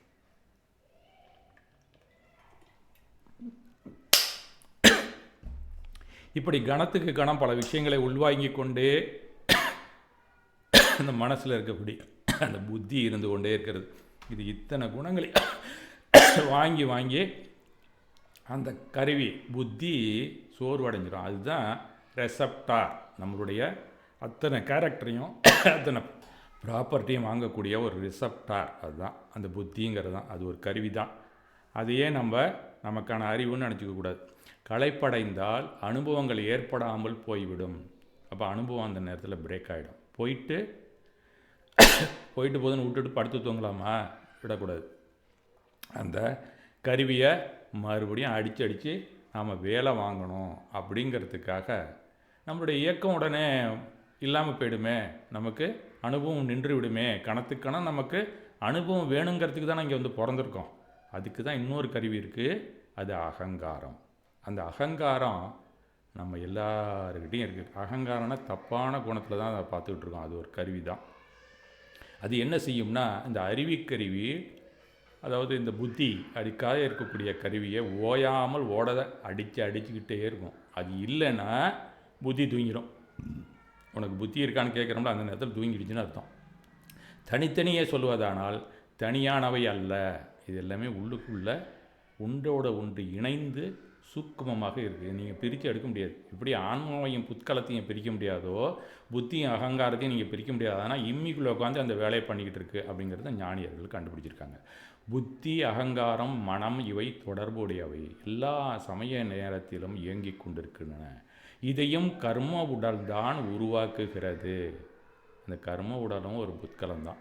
அந்த ஏரியாவுக்குள்ளே இப்போ நம்ம போக வேண்டாம். எல்லா கருவியும் குணவயப்பட்ட பொருள்களை அறிந்து அனுபவிக்கத்தான். இந்த குண இயல்புகள் இந்த அகங்கார கருவியை பாதிக்கின்றன. அதாவது 3 குண இயல்புகளான சாத்வீகம், ராஜசம், தாமசம் இவைகள் தான் இந்த அகங்காரத்தை பாதிக்கின்றன. இந்த 3 குணம் தான் அகங்காரத்தை போய் பாதிக்கின்றன. அதனால் இந்த அகங்காரம் தான் அந்த புத்தியிலேருந்து எடுத்து நம்மளை இயங்க வைக்குது. அதுதான் வைட்டல் ஒரு டிவைஸ் அப்படின்னு சொல்லலாம். அதனால் இது சாத்வீக அகங்காரமாக, ராஜச அகங்காரமாக, தாமச அகங்காரமாகவும் அது செயல்படும். எந்த சமயத்தில் எந்த அகங்காரத்தில் அது இருக்குன்னு நீங்கள் கண்டுபிடிச்சிட்டா நீங்கள் தான் ஞானி. சாத்வீகமாக அகங்காரம் இருக்கும்போது மனைவி தாய் போல தோன்றுவாள். அது மாறிவிட்டால் அந்த சாத்வீகத்துலேருந்து நீங்கள் தாமசத்துக்கு போயிட்டீங்கன்னா, இல்லை ரஜோகுணத்துக்கு போயிட்டீங்கன்னா, அவள் பேய் போல தோன்றுவார். இதுதான் சிம்பிள். இது மாதிரி சுவிட்ச் ஓவர் ஆகிட்டே இருக்கும் நமக்கு. நீங்கள் தான் கவனமாக இருக்கணும் அப்படிங்கிறதான் ஞானி சொல்கிறார். நமக்கு இதெல்லாம் உள்ளுக்குள்ளே நடக்கக்கூடிய கருவிகளின் மாற்றம். இதை வச்சுக்கிட்டு நம்பன்னு நினச்சிக்க கூடாது. அதை நாம் அப்படி தான் நினச்சிக்கிட்டு இருக்கோம். எதிராளிகள்லாம் ஏன் இப்படி இருக்கிறாங்க, அடிக்கடி மாறிட்டே இருக்க, இது என்ன ஹிஸ்டீரியா பேஷண்ட்டா அப்படின்னு நம்ம நினைக்கிறோம். இல்லை, உள்ளே நடக்கக்கூடிய அந்த அகங்காரத்தின் மாற்றங்கள் தான். நமக்கு அவங்களை சொல்லவில்லை. அப்போ நமக்கு அடுத்தவங்களை பார்க்கும்போது அவங்க ஏன் சண்டை போடுறாங்க அப்படிங்கிறதுக்கு காரணம், அவங்க சாத்வீக அகங்காரத்துலேருந்து சுவிட்ச் ஓவர் ஆகியிருக்காங்கன்னு அர்த்தம். அவங்களுக்கு சண்டை போடணும்ல நோக்கம் இல்லை. வீட்டில் இருக்கிறவங்களுக்கு தான் நான் சொல்லிகிட்டு இருக்கேன். வெளியில் நீங்கள் போய் எப்படி வேணால் மாறிங்க. ஏன்னா வீட்டுக்குள்ளே நீங்கள் கடைசி வரைக்கும் இருக்கணும். வெளியில் இருக்கிறவங்கள எப்போ வேணால் நீங்கள் வெளியில் வந்துக்கிட்டே இருக்கலாம். அவங்கள விட்டு வேணான்னா அந்த உறவை முடிச்சுக்கலாம். ஆனால் இந்த காலத்தில் இது புரியாமல் கணவன் மனைவியும் பிரிஞ்சுக்கிட்டு இருக்காங்க. இது ஏன்னு தான் தெரியல. இதை புரிஞ்சிக்கலையா? இதை எப்படி ஒரு காலத்தில் புரிஞ்சு நமக்கெல்லாம் 30 கோடி தேவர்கள்ட்டையும் உங்கள்கிட்ட உறுதியை வாங்கி உட்கார வச்சுருக்காங்க. இந்த காலத்தில் எங்கடா இருக்கான் தேவான்னு கேட்குறான், அதனால் ஓடி போயிட்டான். ஆனால் உள்ளே இருக்கிறது இதுதான். இதை நம்ம தெரிந்து கொண்டால் டைவர்ஸே இருக்காது. அது முன்னாடியே செலக்ட் பண்ணிட்டீங்க, அப்புறம் எப்படி அதை விட்டு வெளியில் வரீங்க? இந்த சுவிட்ச் ஓவர் உள்ளே எப்படி ஆகிட்டுருக்கு, இந்த 3க்குள்ளே எந்த நேரத்தில் ஆகுதுன்னு தெரியாததுனால தான் இத்தனை டைவர்ஸுமே. என்ன மனுஷன் மூஞ்சியே சரியில்லை, கடுகடுப்புன்னு வந்திருக்கிறானே அப்படின்னு கண்டுபிடிச்சிடுறாங்க இல்லையா? உங்கள் வீட்டில் இது ஒரு தனி டெக்னிக். ஏன் அப்பாவை போய் சீன்ற வேலையை பண்ணாத, அடி விழுவும் சொல்கிறாங்களே வீட்டில். அப்போ நம்ம புத்தி எப்படி இருக்குன்னா அவங்க கரெக்டாக கண்டுபிடிச்சிடுறாங்க. அப்போ நமக்கு கூட தெரியாது நம்ம சாத்வீகத்தை விட்டு வெளியில் வந்திருப்போம்னு. இந்த விழிப்பு மனைவிக்கு இருக்கிறது. இது இருந்தாலே நல்லுறவு நம்மகிட்ட இருக்கும். அதுக்கு என்ன காரணம்? நாம் என்ன வடிவத்தில் இருக்கிறோமோ அதற்கேற்ற தோற்றத்தில் இருக்கிறோம். உள்ள நம்ம எந்த குண வடிவத்தில் இருக்கிறோமோ அதை நம்ம தோற்றத்தில் காட்டும். அதான் அகத்தின் அழகு முகத்தில் தெரியும் அப்படின்னு குறிப்பிட்டிருக்காங்க. இதெல்லாம் நீங்கள் எந்த பியூட்டி பார்லருக்கு போனாலும் இது மூஞ்சில் காட்டிடும். நீங்கள் சாதாரண மனிதனாக இருந்தால். ஆனால் வேஷம் போடுற நாடகத்தில் நடிக்கிறவனாக இருந்தாலோ சினிமாவில் நடிக்கிறவனாவோ வீட்டுக்குள்ளேயுமே நடித்து கொண்டு இருந்தால் அதுவுமே கொஞ்சம் அழகு தான் இருக்கும். பல நாள் திருடன் ஒரு நாளைக்கு அந்த தோற்றத்தில் வெளிப்படுவான் அப்படிங்கிறது தான் உண்மை. இந்த கடுகடி இயல்பை மாற்ற முடியாது. நம் குணத்தை மாற்றினாலே அந்த சாந்தம் அப்படிங்கிற ஒரு தேஜஸ் கண்டிப்பாக நமக்கு வந்துவிடும். இந்த கஞ்சா அடிக்கிறவனை பார்த்தாலே தெரியும். டாஸ்மாக் அடிக்கடி போயிட்டு வரவனை தோற்றத்தில் பார்த்தாலே தெரிந்துவிடும். பேசினாலே உணர்வான். அதுவே வேண்டாம், பார்த்தாலே குணமாரிகை நம் புத்திக்கு புலப்படும். அந்த புத்திங்கிற கருவி, இவன் தண்ணி அடிச்சுட்டு வந்திருக்கான், சாராய கடைக்கு போய்ட்டு வந்திருக்கான், ஒரு கட்டிங் போட்டிருக்கான், 2 கட்டிங் போட்டிருக்கான், கரெக்டாக சொல்லலாம். அடிக்கடி கோயிலுக்கு சென்று தரிசிப்பவர்கள், வழிபாடு செய்பவர்கள் இவர்களை கண்டாலே சாத்வீகம் தென்படுகிறது இல்லையா? ஒரு தோற்றத்தை வைத்தே அவன் எந்த குண இயல்பில் இருக்கிறான் என்று கண்டுபிடித்து விடலாம். சில விதிவிலக்கு இருக்கலாம். ஏன்னா விதின்னு ஒன்று இருந்துச்சுன்னா நடைமுறையில் விதிவிலக்கு இருக்கும். அதையே பிடிச்சிக்கிட்டு நம்ம வாழக்கூடாது. அவனும் சீக்கிரமே நிஜ தோற்றத்தை வெளிப்படுத்தி விடுவான். அகிம்சா வார்த்தையான காந்திகிட்டையும் 3 குணமும் உண்டு. அவனை சுட்டான்ல அவரை, அந்த கோட்சேகிட்டையும் இந்த 3 குணமும் உண்டு. அவன்கிட்டையும் சாத்வீகம் இருக்குது. அதனால் அவனை கெட்டவன்னு சொல்லாத, அவனை எந்த தண்டனையும் கொடுத்துடாதன்னு சொல்லிட்டு தான் போனார் காந்தி. அகங்காரத்தில் இந்த குணத்தின் பாதிப்பு விழும். அகங்காரம் 3ஆக பிரியும். சாத்வீக அகங்காரம், ராஜச அகங்காரம், தாமச அகங்காரம் என்று ஒவ்வொன்றுக்கும் ஒரு பெயர் சொல் கூட தத்துவங்களில் கூறுகிறார்கள். எனக்கெல்லாம் மறந்து போச்சு, நீங்கள் வேணால் அதெல்லாம் பார்த்துக்கலாம். இதில் நாம் இந்த சாத்வீகம் அது இதுன்னு நம்ம சொல்கிறோம்ல, இது ஒன்றுக்குமே கருவிகள் இருக்கின்றன. அதில் மெய்வாய் கண்மூக்கு செவி. ரொம்ப நேரம் பேசிகிட்டு இருக்கேன்னு நினைக்கிறேன். நான் பேசினா ரொம்ப நேரம் பேசிகிட்டு இருக்கேன் சார்.